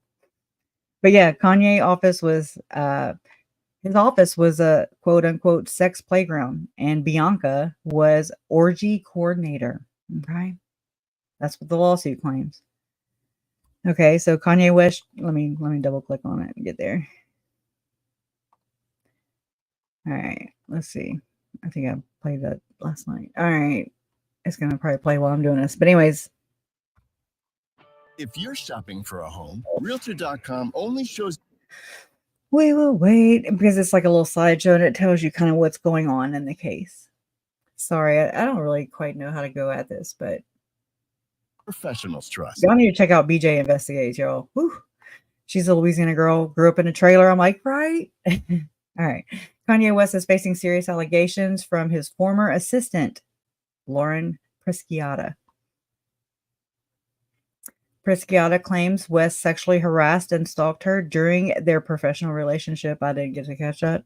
One of her most disturbing claims involves West's conversation with his wife, Bianca Censori, about her mother. This is how she dresses. West allegedly expressed a desire to engage in sexual activities with Alexandra Censori. Oh my God, it's fast. The lawsuit also accuses West of, I know how to win, right? I can win. The lawsuit also accuses West of coercing Pisciata to comply with his inappropriate demands to retain her job and visa. Oh, wow, right? Or maybe, you know, have pretend graduations, fake graduations held at the U of U.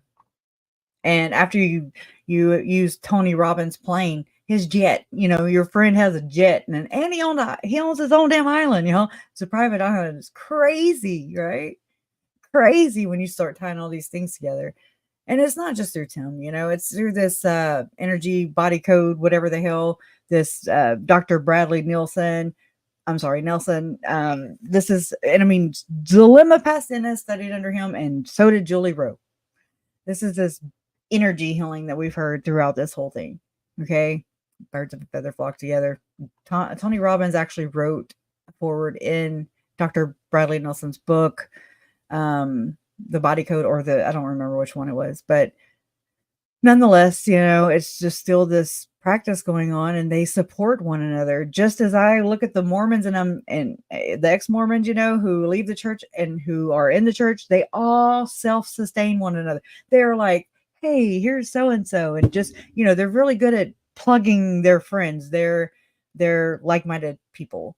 And I'm just like, God, these people are so good at networking. Same thing.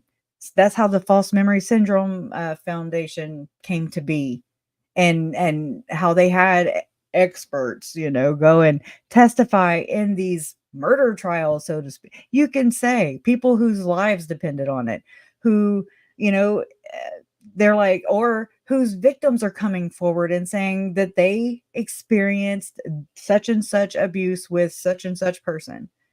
And because society is so sick and especially in Mormonism, because it's like a patriarchal society, and a lot of people just can't believe that a bishop could do that, or this, or the patriarchal leader of the home, Chad Daybell, who's casting people out. And there's evidence of Tammy doing it too. I mean, I'm just saying, do you hear me? Okay.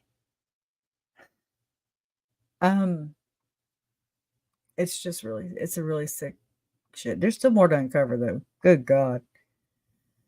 Okay, it adds to a series of recent controversies surrounding Ye, including allegations of inappropriate behavior and offensive comments. Look at Garth Brooks. There's so many. They're all part of this. And Jeff was just a little ahead of them as far as like in the investigations federally. Okay, because his is federal, but I don't think I'm sorry, Diddy's is federal, but I don't think was that, I don't know if Jeffrey's was or not. I'm trying to remember. I think it was through the state. I mean, they would let Jeffrey out during his prison stay, or while he was being jailed. He never went to trial. Okay, and they would just let him go home and stuff, and and that says a lot, because Sean Puffy Combs, he like offered a $50 million package, a bail package, okay, to let him out until his trial be held. And the prosecutor, the judge has turned that down. 3 different judges, federal judges, are like, nah, that says a lot. And I mean, he took like 7 of his, members of his family's passports, turned them in, or I'm sorry, got 7 members of his family to sign off and vouch for him, basically. And his mom is accusing everybody who is a me and a you, who are like, yeah, who are following this case. And she's saying that this is basically a public lynching of her son. Basically, like, this is a witch hunt, basically. And it is. And except that it's not hunting, because they're in plain sight. And she's part of the problem with her white nails. Just saying. Oh, nasty bitch. I said that. I'm so sorry. Allegedly, in my opinion. I didn't mean to say that, though. Kanye West has denied all allegations, calling them baseless. Baseless. That is just like out of the defend the perpetrators playbook, okay? I mean, the church has used this baseless word many a times, okay? And plans to file a countersuit against Pisciata. Well, I mean, Tim Ballard did the same thing. That's what he does. Character assassinate. That's what they do. So that doesn't mean it's factual, okay? It doesn't. It just, if they have to win, like on the basis of technicalities, then go on with that. Go on with that, because I'm not here for that. If there's all these claims, if there are all these claims and all this behavior, I'm not saying it's all true. And to some degree, Cassie participated. I shared a video with you guys last week of BJ Investigates, of the Maria Bromovich. I think that's how you say her name. Oh, 70-year-old lady laying in bed. She's weird. I've watched her, and I'm because there's this whole thing with David Hamblin. David Levitt talking about buffalo babies, trading, we're going to import, we're going to traffic, is basically what he is saying. That's what he said in this documentary. He's talking about Victor Yoshenko, which if I end up dead, okay, I don't feel like deleting myself or my family members, just putting this down on the record, okay? I don't want to die. Don't come murder me or my family. We got 3 down already. Okay. Anyways, just saying that out loud. But we have what was I saying? Oh, okay. So we have this David Levitt, and he's talking about he's got this relationship, him and his wife. They have the Levitt Institute, of all freaking things, in Ukraine. And he's talking about how the Ukraine doesn't have any buffalo. And I mean, saying all this as he walks onto an a Native American reservation in Montana and procures a child, basically, and the child's mother is someone he, you know, I think she showed up in a Cadillac after that, you know. I mean, I'm just saying these people are bold in your face, in all our faces, which is just what we choose to see, and really, and to what degree. And don't put all your stock in one person. Just don't do it. Please. That's the best advice I can give you right now. And so, yeah, basically establishing a trade of the humans, right? Think about Ballard's book. It's called Slave Steal. I'm sorry. He does have a book named Slave Stealers, but him and M. Russell Ballard, you know, his not grandpa, yet they're all related to the Andersons. The Andersons, Roselle Anderson was married to David Hamblin. Okay. She's actually in jail right now. She's the only one in jail because they finally let Dave, because these things never get prosecuted, especially in Utah. Okay, y'all. In Utah, y'all. I mean, this is nuts. Okay. It's just absolute batshit crazy. But yeah, okay. I'm just gonna we'll hurry up and try to wrap this up. I'm going through all my things right now. I'm sorry. This one. Give me a sec. Oh, please.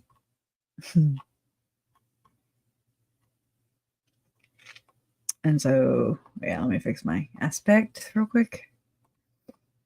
I'm working on this, right? So I'm working on a thumbnail right now for tomorrow, and then it'll be scheduled, and we'll just kind of, I don't know. I kind of wanted to explain myself like I did today, you know, just kind of like why I don't, it's not that I set out to cover even Lori and Chad. I didn't set out to do none of that crap.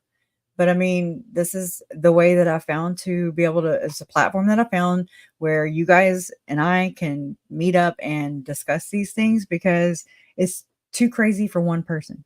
It's just, it is. It takes a village. And we all want to understand, you know, we all want to make sense of these things. I know I do.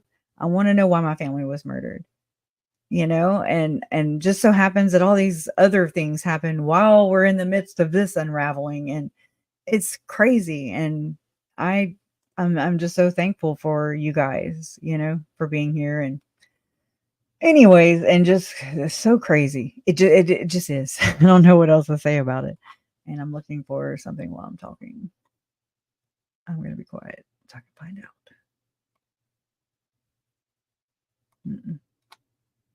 But yeah, the stories that, you know, like tomorrow, it'll be quicker, you know, because as these lawsuits are rolling out, it's crazy.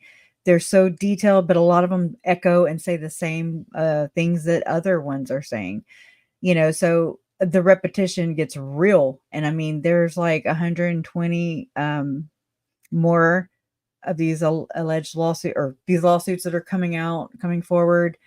And so it's content for days if we're looking at it that way. What am I doing? Okay. So here, I had made this with my emoji app or whatever in Canva. And I was like, you know, make me at Mac's place, right? This is Mac's place. This is that secret place in Utah where allegedly Kanye West gave Sean Reyes a leather chair, where I'll find it real quick so I can tell you, and not, I have them in like two different things. So hold on, let me find it real quick. I have the actual court document.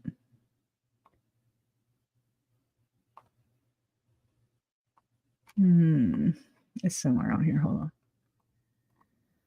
on. It's so massive, you know, it really is. It's so hard to wrangle in for me in my mind. Like, I'm just like, okay. I can, if you could just look into my brain, I mean, you would see it just figured out. But I don't know how to translate that into anything organized whatsoever. Okay. Obviously I struggle with this. Okay. Well, I mean, I took an excerpt out of it, but I do have the actual document. It came from Suzanne. I've been saying Lynn, but it's Suzanne Whitehead, who filed a civil lawsuit against Sean Reyes, but not just Sean Reyes. She filed it against Tim Ballard, Operation Underground Railroad, and one Jane Doe's or John Doe's, or actually it just says Doe's, DOES, 1 through 100. 1 through 100. And anyway, so but she ended up dropping the lawsuit because Sean Reyes said he would not run for Attorney General this year. Now, I know that the alleged victims of Tim Ballard who came forth, the women who came forth with their lawsuits against Tim Ballard and Sean and all this whole group here, they didn't forgive him. So, I mean, I'm all about it. And I mean, he had said that he has actually tried to intimidate and definitely deflect Operation Underground Railroad and complaints from coming forward, basically. But yeah, so General Reyes is, and this is a quote from that document, that civil lawsuit. Although it's dismissed, there's all these allegations, and we're going to talk about them.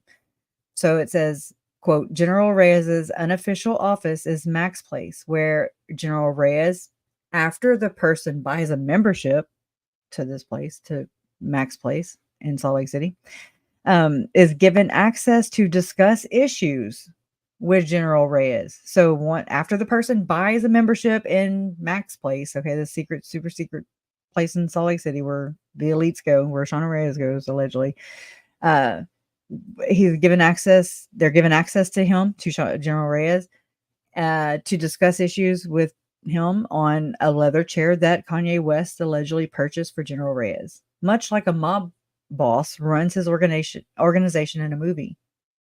Yeah. I'd say General Reyes is, as a member of the National Association of Attorneys Generals, that's weird, knew that he was responsible for ensuring that OUR was complying with, quote, with legal requirements, that their assets are properly managed and spent, and that directors and officers fulfill their fiduciary obligations, unquote. Number 47, General Reyes is also responsible for ensuring nonprofit funds are used as required by nonprofit law, and being accountable to the federal government and stakeholders to only use funds in accordance with their mission and 501c3 tax status. And right here it says the Utah Attorney General has authority. He has the authority, Sean Reyes, to act against abusive nonprofits such as OUR pursuant to Utah Code 16-6A1414. However, the AG has declined to do so in this matter. Why? Or even assign conflict counsel. Dang. But they hire these PR teams like a mofo, right? They're effective too. Upon plaintiff's request. This inaction further shelters OUR from appropriate regulatory enforcement. The powers that be, me, yay and me, right? Okay. Okay, all right. We already talked about that.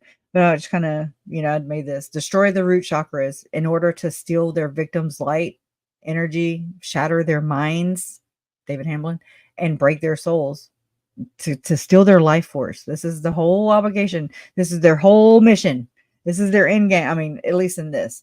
But they're doing all these things, in my opinion, allegedly, to usher in their God, their belief system. They're projecting it all on us people. Don't think that they're just projecting it on Tylee, Charles, Tammy, JJ, Joe, and every other victim of this stuff.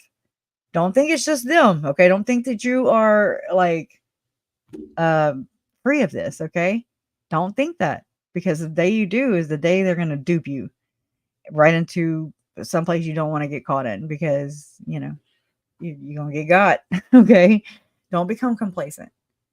Destroy the root chakras in order to steal their victims' light, energy, shatter their minds, and break their souls, to steal their life force.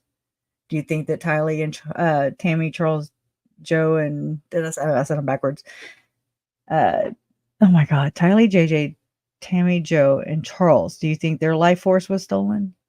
Or, they didn't die naturally, is what I'm saying. So let's stop this. So number 42, it says, in fact, when the recent complaints of Ballard's sex abuse came into General Reyes' office, his staff helped Ballard deny and discredit the women who complained. Well, dang, that seems very backwards, right? As documented by a recording that is in plaintiff's counsel's possession between General Reyes' top fundraiser and consultant. 43, as the top law enforcement officer in the state of Utah, General Reyes gave unwarranted credibility to Ballard and OUR, wearing a bulletproof vest, as you can see here photoed, to fundraising activities, proclaiming the legitimacy of OUR and promoting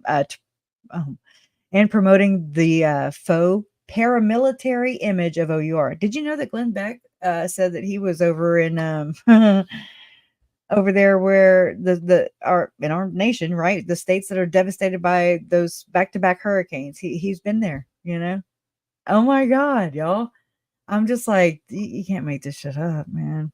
That's what they do. They go to these devastated areas and they prey on our children and the innocent who are losing their minds at that time. And I can say that because I went through Laura and Delta and it was just freaking crazy right in the middle of C-19. Okay. That thing we can't talk about. But, they're like, believe it. Here, we'll give you $100 if you believe it. And then they're like, you can't talk about it though.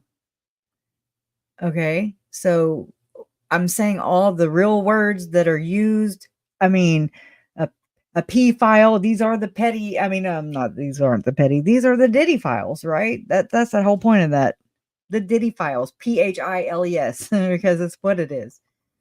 Anyways, and so, but they're like, you can't talk about it though, but we can. Well, you can, but we can't. And so here we have LDS for Trump, fireside replay. Yo, looky there. Oh my, bam, bam.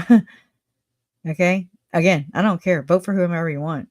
Just it's like who do you vote for? How do you pick the lesser of two evils? Looky here. Look, we got Andy Biggs. I didn't even look at it. Look, we got Burgess Owens, y'all. 1, 2, 3, 4, 5. Boom, boom, boom, boom, boom. Wow. Oh, look, he's the Attorney General for Idaho. Wow. Robert O'Brien. Isn't that like Kathy O'Brien? Some. Oh, he looks like he's Is he related to that guy who got busted? He used to be Arizona. Oh my God, adoption fraud, right? Which I think is what Children Need Families is with Catherine Ballard and Janet Russin, remote viewer, and don't you come here, don't be spying on me, voyeurs. We got Celeste Malloy, and this is the guy who hosted it. And guess where it was aired, y'all?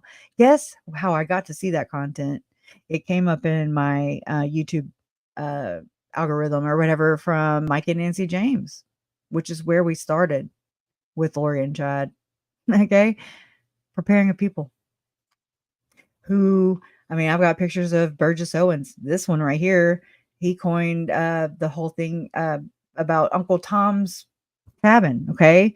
I've heard, I'm just repeating what I heard. And he's a black guy. And whatever. I see human. I love my fellow humans. These are not regular people. I'm just saying they're involved in something much more darker and much more sinister, in my opinion. Okay. This one right here, I was all about him, until I'm like, but wait, he put Tim Ballard, overseeing this whole trafficking to remedy the problem for the nation. Okay. When in fact, I don't believe that Tim Ballard and company are doing a damn thing except for creating a problem. And they are, in my opinion, if they would stay home, then we would have far less, 15% or less of crime, in my opinion. And then none of these people are in prison. And that's what I'm saying. The powers that be continue, because what we allow is what will continue. It sucks. It really does. But I'm going to go to what this nasty dude right here said, who was also at Affirm Foundation when Shadow Daybell was there. Anyways, and Tim Ballard and Rod Meldrum and all the people.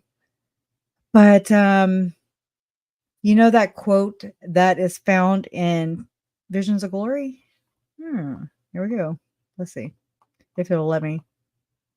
Come on. Where do I click? Well, what's the point of this? Okay, hold on. Hold on. I haven't pulled up. I just was going to do it from there. Okay, that's damn Latter-day Media, right? Okay, here we go. All right, let's do these and then we'll get out of here. Speaker who needs no introduction, although I will give him one. Senator Mike Lee, throughout his career, has earned a reputation as an outstanding practitioner of the law based on his sound judgment, abilities in the courtroom, and thorough understanding of the Constitution. Senator Lee serves as the ranking Republican on the Judiciary Committee on Antitrust, Competition Policy, and Consumer Rights. In addition to serving on the Energy and Natural Resources Subcommittee on Public Lands, Forests, and Mining, and the Committee on the Budget. Senator Lee and his wife Sharon live in Utah County and have 3 children, John, James. Oh, yeah. John, James, and Eliza. I'm like, dang. It sounds really planned out. Anyways, I mean, he lives in Provo in Utah County. I mean, that's where a lot of these, that's where one of Tim's investigations is taking place. And that's where another one of David Hamblin, David Levitt, all those, that's one of the counties. Provo, Utah County. Senator Lee and his wife Sharon live in Utah County and have 3 children, John, James, and Eliza. He is a member of the Church of Jesus Christ of Latter-day Saints and served a 2-year mission for the church in the Texas. Thank you so much, Senator Lee. We really appreciate you. I know that you were very busy today. So this happened this past weekend. It's a fireside that with President Trump. Okay. And so they call in on this call. So Glenn Beck calls in, Mike Lee follows, he comes on after Glenn Beck. Anyways. Had family events going on, but you took the time to be with us today. We can't tell you how much we appreciate it. The time is. If Megan Connor doesn't see anything else, I hope she sees this part. Now yours. Thank you so much. I'm so glad that we're holding this event, and I'm especially flattered and delighted that you asked me to join you. I will say it's a very difficult thing to follow immediately Glenn Beck. No one can do it quite like he can, but I hope to offer a few additional perspectives that will help serve as the capstone for what we've discussed tonight. Each of the speakers who I've heard speak tonight touched on different elements of why I support Donald Trump as a Latter-day Saint in his candidacy for the presidency. I want to talk about a few of the arguments. Oh, pick up on the tactics used to shame their fellow LDS members and try and get them on their side, okay? Just like a typical psychopath, in my opinion, allegedly. Arguments that are being raised in Latter-day Saint circles. Arguments that people are using in order to justify their support for Kamala Harris and in order to try to recruit more Latter-day Saint support for her. A lot of the argument goes something like this. They'll say, I want to vote for a good person. And then there's a good thing to vote for a good person. They want to do that. And they'll rely sometimes explicitly, sometimes implicitly on Doctrine and Covenants, section 98, verse 10. Why? You see the of church and state? You see what I'm saying? It's impossible. Which says honest men and wives. Unless you're a Mormon. Outsiders don't understand this shit, okay? This is what I'm saying. I didn't understand all this talking in scripture stuff. Men should be sought for diligently, and good men and wise men you should observe to uphold. Otherwise, whatsoever is less or more than these cometh of evil. Now, this is the manipulation tactic, in my opinion. Don't try to reason with me through my belief system, like... A very good point, and we certainly should seek to find good people, but there are a number of mistakes that people make when applying that scripture and concluding, therefore, they're going to vote for Kamala Harris. So point number one that I want to make is that a lot of Latter-day Saints seem to fall into the trap of assuming that, yes, because it's a good idea, and we've been admonished in Scripture to seek out good and wise people to do it, that what they need to find is someone who reminds them of their bishop, their stake president, or their Relief Society president in order. For real. I mean, yes, trust, because blindly trust. Just trust. I don't care who they're talking about or who they're trying to endorse. Just trust, because we tell you to, and because the scriptures say so, because God told you to. Do you see the manipulation? To support them. So, look, I know both of these candidates, and I will tell you right up front, neither one of them is going to be mistaken for your stake president or Relief Society president. They didn't grow up in our faith, much less in our culture. They may not use the same words, they may not have the same customs that we do. Oh, are you saying they're different? Yeah, because they are. Nonetheless, that doesn't mean that this supports their conclusion. And after having worked with both of them for years, I can tell you, if you're looking for an example of character and decency and civility, as between the two, Kamala Harris is not going to come out on top of that equation. She's just not. If you want to talk specifics, I'd be happy to talk to you about specifics. What if nobody voted for anybody? I mean, what would they do in that situation? I'm sure there's a game plan, but what would happen if people just would not go and not give them power? But just as Donald Trump is not a member of the Tabernacle Choir, neither is Kamala Harris. So don't hang your hat on that. You know who was a member of the Tabernacle Choir? David Levitt. Okay. Secondly, it overlooks all sorts of things that we as Latter-day Saints are told that we should look out for. For example, we're Ann Roberts. He's one of them. Okay. Secret combinations right here. We're admonished, we're reminded in the 101st section of the Doctrine and Covenants that the Constitution is a special thing, that it was written by the hands of wise men raised up by Almighty God to that they use to manipulate, just as they do the scriptures. Okay. The biblical and Book of Mormon. Okay. They use the scriptures that are written in that book and those books and in that Constitution, okay, to manipulate people. It's not about our liberty as a whole, not me or you, because we are beneath them, okay? We're dark. They're light, their bloodlines win. Ours do not. As 3 members of my family were judged on that very basis, okay? So don't tell me this is not real. This is not a conspiracy theory. Okay, it's reality. Very purpose, and that we should defend it. And that the whole purpose it was put there is that it is. We should, if we're not having this ulterior motive or whatever. And again, I'm not Republican. I'm not. I don't even know what that is. I've always, I voted one time, and I was just like, "What are we, Republican or Democrat?" I had to ask my mom that. I was like 30-something years old. I was like, I don't understand. I don't grasp it, because I just look at their works. Look at who. And especially through this, look at who they're associated with, who they back up, who they plug, who they endorse, who they funnel money to, in my opinion, allegedly.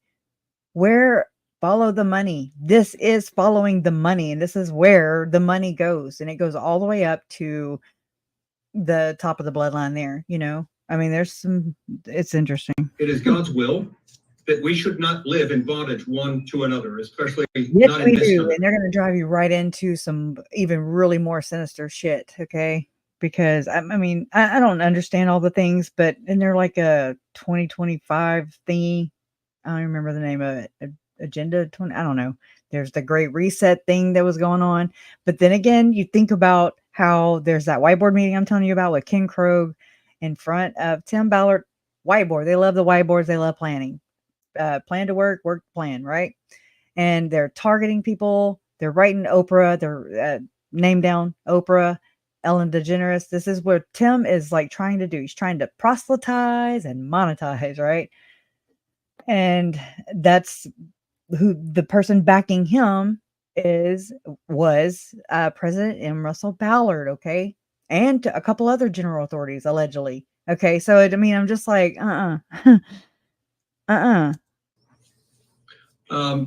So what does that mean relative to our decision as to who we're going to vote for in a presidential election. There we go. I think it has a lot to do with how our decisions ought to be made. Now, as I look at this, and I look at each candidate's approach toward the Constitution, I don't think this is a close call, not by a mile.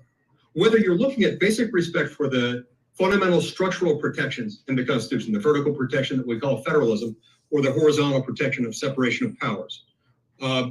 Those things are upstream from every other protection in the Constitution. And remember, the whole darn point of the Constitution, the only reason we have this Constitution, the only reason why anyone has any Constitution is to temper the passions of a democratic society. They are designed to be counter-democratic because sometimes you need that in order to protect the rights of minorities, minority view.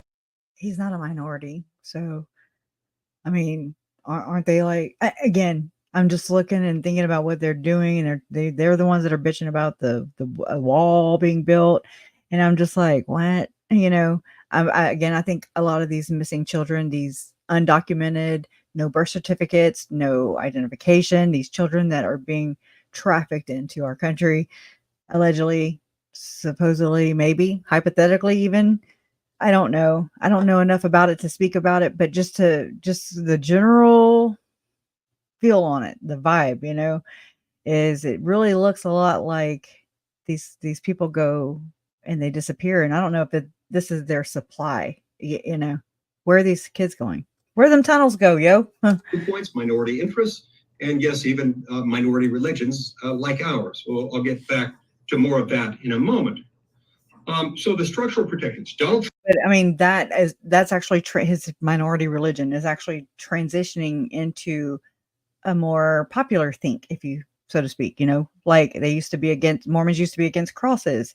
They didn't do that, but they're changing. Even Google Maps is the best example to see this, where all of a sudden Moroni, the angel Moroni, you know, the one that Lori was married to allegedly, top of the temple, you know, like Uncle Charles said, that imagery has disappeared and it's been replaced with crosses. And so they're starting to subscribe to this whole wider audience. You know, you got M. Russell Ballard changing Tim Ballard, his book, American Covenant, to appeal to a larger, broader audience, you know, to appeal to the Christianity, which Mormonism is not. We don't have the same Jesus. There's Mormon Jesus and then there's Jesus. Okay. And, but you can't tell a Latter-day Saint that. They're like, no, we believe in Jesus Christ. It's in our name. You know, it's like Church of Jesus Christ, you know, and you're just like, but, Trump has shown. Lori thinks she is too. She thinks she's worshiping Jesus. 100 times more understanding, compassion, and devotion to those structural protections of the Constitution than Kamala Harris has. Donald Trump understands that it was a good thing that the Supreme Court of the United States undid the tyrannical move from Roe versus Wade in 1973. In the Dobbs decision 2 years ago, the Supreme Court said, this is not a federal issue made a federal constitutional issue by the Constitution. Therefore, questions like these, not being made federal by the Constitution, are up to the states, primarily to be decided at the state and local level. Come on. He understands and respects that. He also understands and respects the fact that it's tyrannical that most of our laws, measured by word length, page length, weight, volume, regulatory compliance, economic impact, you name it, almost any measure, the laws, federal laws made by unelected, unaccountable bureaucrats now vastly outnumber those made by. Y'all won't even use the laws, okay? I mean, that's frustrating too, that I've learned in all this is like, you know, I used to, the mindset I came into this, I was like, you know, we can change laws, we can implement new ones, we can, you know, but I mean, are we enforcing the ones we already have? You know, it's just like, I don't want to add anything that would be twisted or, you know, manipulated, exploited, basically, you know, to that. Just for Charles, Tyler, JJ to be recognized, you know, like, I mean, I'm sure I'm ignorant in this too, but I'm just like, you can't even get David Hamlin and Gordon Bowen and all the other 144 basically Diddies. Okay. It's a whole Diddy operation, a ring, another whole ring. Okay. It's the Mormon pillar ring. Okay. It's like the Mormon version of Diddy. okay, of his friend Jeffrey, of these people who they talk about the same things we talk about. And if you don't think that, I'm telling you, look at how Lori and Chad have manipulated and used the same words that we all use, but they're not talking about the same things that we are talking about. He said it just now. He just said it. And so it's like, okay, so they're talking about the same things that we, subscribe to, that we all want for the rest of humanity and our country for sure. But it doesn't, it doesn't apply to me. It doesn't apply to you, because we are beneath these people in their eyes. And you'll hear that quote. He's going to say a quote that came, and Megan hates it. Megan is the one who brought this forth, on Mormon Stories podcast. And that Lori's like, no one was murdered here. But then, there's that quote from and you'll hear it if I shut up. Congress, notwithstanding the fact that Article 1, Sections 1 and 7 of the Constitution make clear you cannot make a federal law except through Congress. Both houses of Congress have to pass a law and present it to the president. All these things show Donald Trump's much more favorable commitment to the Constitution than Kamala Harris.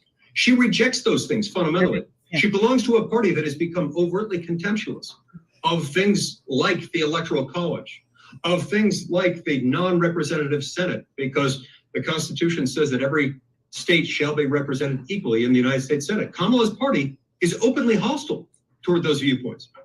Then when we get to the Bill of Rights, you look at your First Amendment rights, freedom of speech, freedom of religion, redress of censored. I'm just saying. Grievances. Kamala has sought to curtail those things, as she has Second Amendment interests. And then let's talk about the big elephant in the room. Oh, please. Religious freedom. This is one of the areas where I find and here enter in persecution. Okay. Most disagreement with our Latter-day Saint friends who have chosen to defend and protect and advocate for Kamala Harris, because one cannot support Kamala Harris and call her a friend of religious freedom. Those two things don't exist. Now, the news media, including, unfortunately, to a significant degree, with an assist from the news media empire owned by our church, KSL, the Deseret News, have unfortunately helped to sort of sanitize and gloss over Kamala Harris's legislative record. But having served with her for the entirety of her 4 years as a U.S. Senator, I can tell you something very, very disturbing that every Latter-day Saint should be aware of before casting a vote for president this year. She's the sponsor of a bill called the Do No Harm Act. And like many bills introduced by Democrats, this title is deceptive. It is deceiving, because this bill is anything but one that does no harm. The purpose of the Do No Harm Act is to essentially gut the Religious Freedom Restoration Act. For those of you who aren't familiar with that, this is a law that was passed by Congress, overwhelming bipartisan supermajorities in both houses. I think only 2 or 3 people in the House and in the Senate voted against it. It was signed into law by Democratic President Bill Clinton in the early 1990s. It was made necessary by a Supreme Court decision. It was wrong, but still on the books, called Employment Division versus Smith. And it creates a carve-out. It creates a defense that one can use if one is a religious person, institution, or church, or a church-owned or sponsored or affiliated entity, any religious defense. What if you don't believe in religion? We have people here who, don't believe, who are atheists. So I'm trying to see where you're going. To a generally applicable federal law is subject to what they call strict scrutiny under RFRA. Now, Kamala's bill would effectively gut that. It says that it doesn't apply anywhere and everywhere where someone might be harmed by it, including through what they call dignity. What about all the people that are harmed by your religion, your belief system, your practice? What? That's why I'm like, what? There's been a lot of people killed in the name of your God. And I mean, the Dark Lord, the people that the deity that these people actually do worship, but they are never found out because there's never any proof. Gordon Bowen, for example. Gordon Bowen was having David Hamblin go over and cast out all the demonic spirits, the dark spirits, the dark entities, these zombies, okay, of his body, because he's homosexual and he just won't come to terms, or he wouldn't come to terms with it, but yet he was doing all kinds of allegedly weird stuff, involving massages from men and blah blah blah, just all the things, right? And so kind of a Jody Hildebrandt vibe, straight up. Like it's like they're trying to deny, because in their religious, this whole sphere right here doesn't allow that. They believe in the proclamation of God, and woman and man, not no LGBTQ, all that stuff. And I know it gets tricky, and again, it's something that shouldn't even be polarized. It should not have become political and a division and a way to hurt other people. Okay. No, nobody should be able to tell anybody else what they can and can't do, who they can and can't love. That's just my opinion,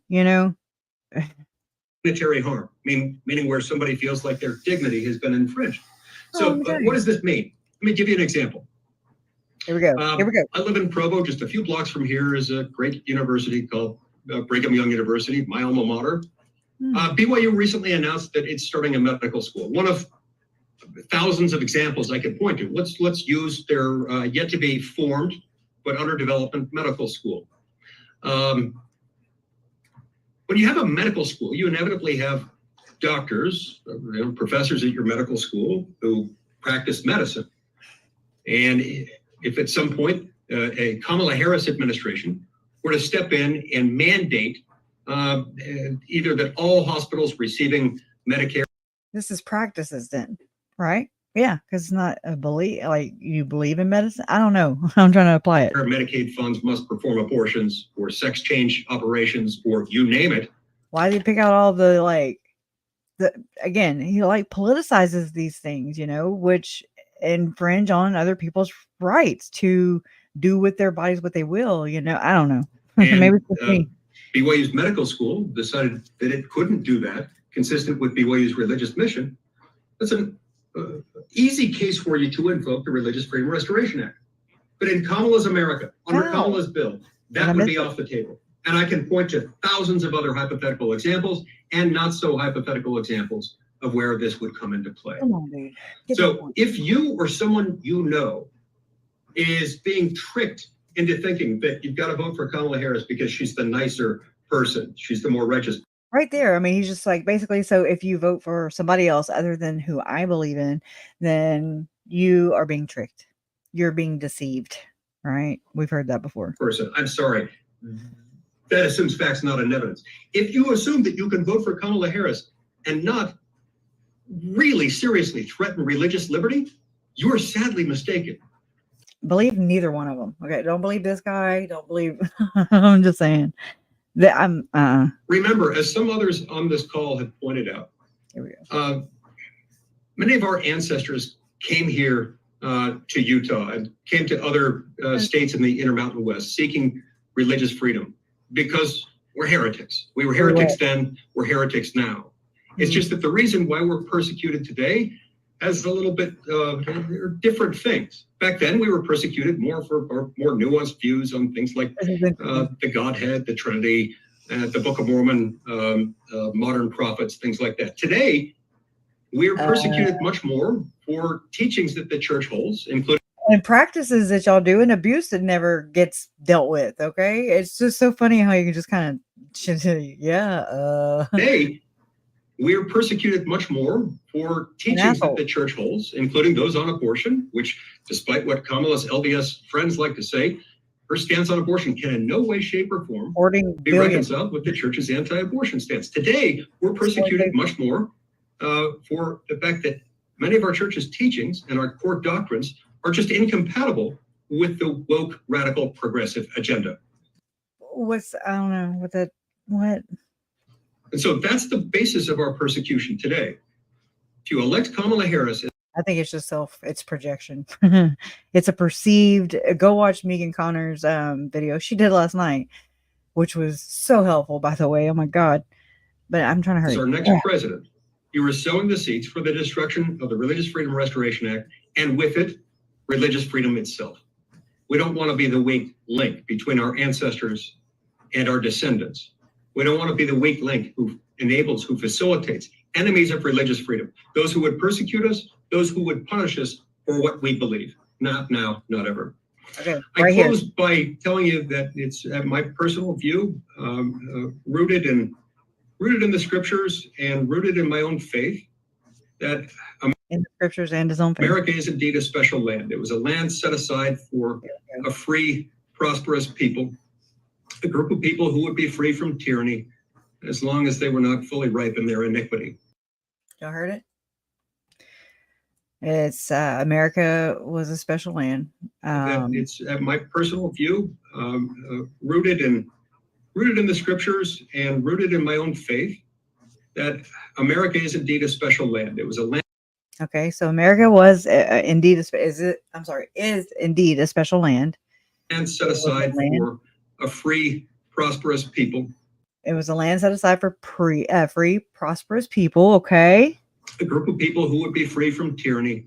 a group of people who would be free from tyranny. Okay, here we go. As long as they were not fully ripe in their iniquity. As long as they were not fully ripe in their iniquity. Now, interesting, right? That's that line from Visions of Glory. And it's just interesting as all get out. Okay, let me try and hurry up and wrap this up. And I'm gonna play that little clip because it's the only clip I have it in that's right here. And so just listen to where that same phrase is in this a little clip, wherever it is. Let's see, right here. One more clip. There it is. Oh. Jesus Christ knows the truth of what happened. So this is a mind-blowing development in the Chad and Lori Daybell case. So this is them sunbathing the day of their arrest. And this book right here, I'm going to tell you what's inside of that book and how it basically explains everything about this case. So Visions of Glory is a book that has been sold in LDS bookstores. It claims to have a stamp of approval by an apostle. It also claims to be a prophetic book about the last days leading to the second coming of Christ, which is what Lori and Chad believed was happening right now. At one point, the book explains that people will be so ripe with iniquity because they've been overcome by evil spirits, and that the most righteous thing that you can do for them in that state is to, quote, deliver them from mortality. I will play a clip for you now.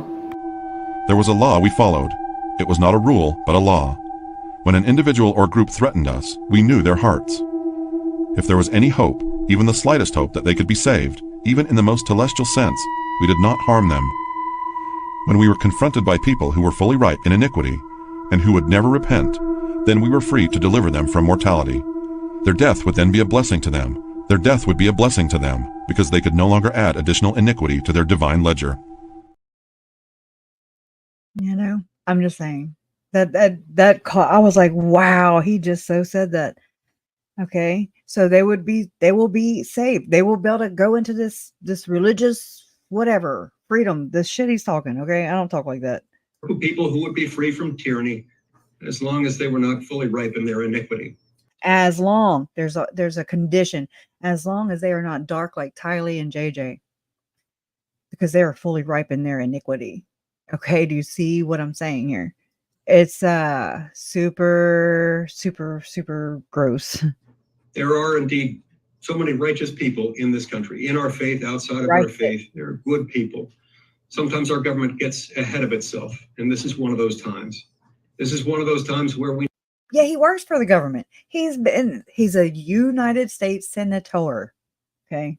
What are you doing so grand? It's not working, right? I don't know. Sure, he might not remind you of your bishop or your stake president. Thank God. But I know him, and there is great good in him. And the good that he did as president of the United States will be replicated and indeed magnified in his second term. I see how this abuse and all the things that I have learned about Mormonism, and you know how things are handled and or a lot not handled, how things are swept under the rug, how, I mean, this all goes into I know maybe people are going to click on this and be like, this has nothing to do with Diddy. This isn't nothing like what I've had to, that I've watched on other channels, about this being covered about Diddy. But everybody has a different perspective. Mine is looking through the lens of my family being murdered and has to do with, learning through this process what a cult was, what, different perspectives. And, they were being accused of being a cult leader and starting their own church, which there's no proof of. There's no proof of these kinds of things. Yet there's just a lot of this narrative going on. And this narrative, I don't see and I look for it and I try to weigh it out. I try, because I want them to, I want everything pinned on them that is deserving, that they actually were doing, but not just society's narrative or the church's narrative, because the church is involved in this, in my opinion. Okay. So it's like everybody's narratives get thrown in the mix, and I'm just like, but really, is it though? Is it? And a lot of things, like with Diddy, there's a lot of everybody else's narrative, but yet they fail to, just like Melanie Gibb, they fail to disclose their own participation in said or abuse, maybe because it's generational. And then that doesn't just mean it goes from a parents to a child, grandparent, you know what I mean? Like that. It's just the way this is going. I don't know. It's just different systems at play here, different people, but they all go into this one world thought. That is the end game. Okay. So once you know the end game and where they're going with this, when Lori told my uncle that she was ushering in the second coming of Jesus Christ, for the second coming of Jesus Christ, that's pretty significant. You're like, whoa, girl. And so what has happened, is that Uncle Charles sought to have her mental health checked. But that's not at all what's going on. It's not her mental health. I'm not saying she's right. No, not at all. I'm not taking up for her. I'm saying, but look at this other direction. Look at this other angle where I'm saying what she is saying is not something that she thought up. It is the way they speak. It is the language that they use to abuse. And so it's a language not understood by me because I'm not on the inside. I'm not an insider. So I've had to learn what their language means, what the meanings of their words mean in my world, And so when she said that they're ushering in the second coming, or she was ushering in the second coming of Jesus Christ, I'm just like, she's not seeing Jesus. I don't know what the hell she's talking about. Like that doesn't add up. All the other things do add up, and by other people's stories, Megan Connor was saying last night about how there's this other member, Tom Phillips, right? And remember me finding Tom Phillips, and I was like, oh my God, he took part in the second anointing, and he was actually of the thought, and I'm not making fun of him. This is exactly what happened to Lori, okay? That he took part in this second anointing ceremony, and where you're deemed a king, a queen, a priest, a priestess, and a god and a goddess. Lori was a goddess, okay? She was ushering in the second coming of Jesus Christ. She told that to my uncle, okay? And so Tom Phillips is like, after the ceremony, he's waiting to meet Jesus, literally waiting to meet Jesus, because like Megan Connor shared, and Lori Vallow has shared in her testimonies, that we have heard, where she's like, he walks these very hallways, that is what they are taught to believe. They don't know anything outside of that. And we're wrong. She's right. And it's so crazy how this is going and how it plays into this. And so again, all I can do is give my perspective on how this is kind of all playing in together. Now, hopefully we'll learn more about, it's through these lawsuits, whether they, a lot of them, I had heard that Tim Ballard had settled with some of the women who have claimed the same things that the public women have claimed. They've settled Okay. Allegedly. And signed NDAs. Those NDAs are the damn devil. Okay. I don't think they're really good for anything except for secrets. We'll have so much shit on them that will drive them into secrecy, into silence. I'm sorry, not well, that too. It's a very toxic, abusive, manipulating type, coercive, controlled atmosphere. It is nasty, ripe in iniquity, meaning they're dark. That's what it means. They're not righteous enough to. Tylee and JJ, Charles, Tammy, Joe, they were all labeled dark. My mom, others, and so they're so ate up with, they're ripe, they're ate up, they're infested, they are contaminated with iniquity, meaning no righteousness. They have no light, that's basically, I can't really think of anything good right now, but they're not righteous enough to be among us. So they're dark, I'm light, and they're not good, and I am. Jesus loves you, but he loves me more. That type of shit. Same thing. Okay. That's what Lori told her daughter-in-law, Kelsey. Straight up. I'm just like, okie doke, not whatever. All right. So anyways, I don't know. We'll end on that because I already went way too over, and I don't know. Try and get my head on my butt, but thank y'all for being here. And go check out Colby. He's probably live now. I probably went into his. I didn't mean to. I'm just trying to, schedule, and I had to get in, because I kept putting it off. So I love you guys too. Thank y'all for being here. Let me know what y'all think, please. Justice for Tylee, Charles, Tammy, JJ, and Joe. Love always wins, and you guys are proof of that. I'll see you later. Bye.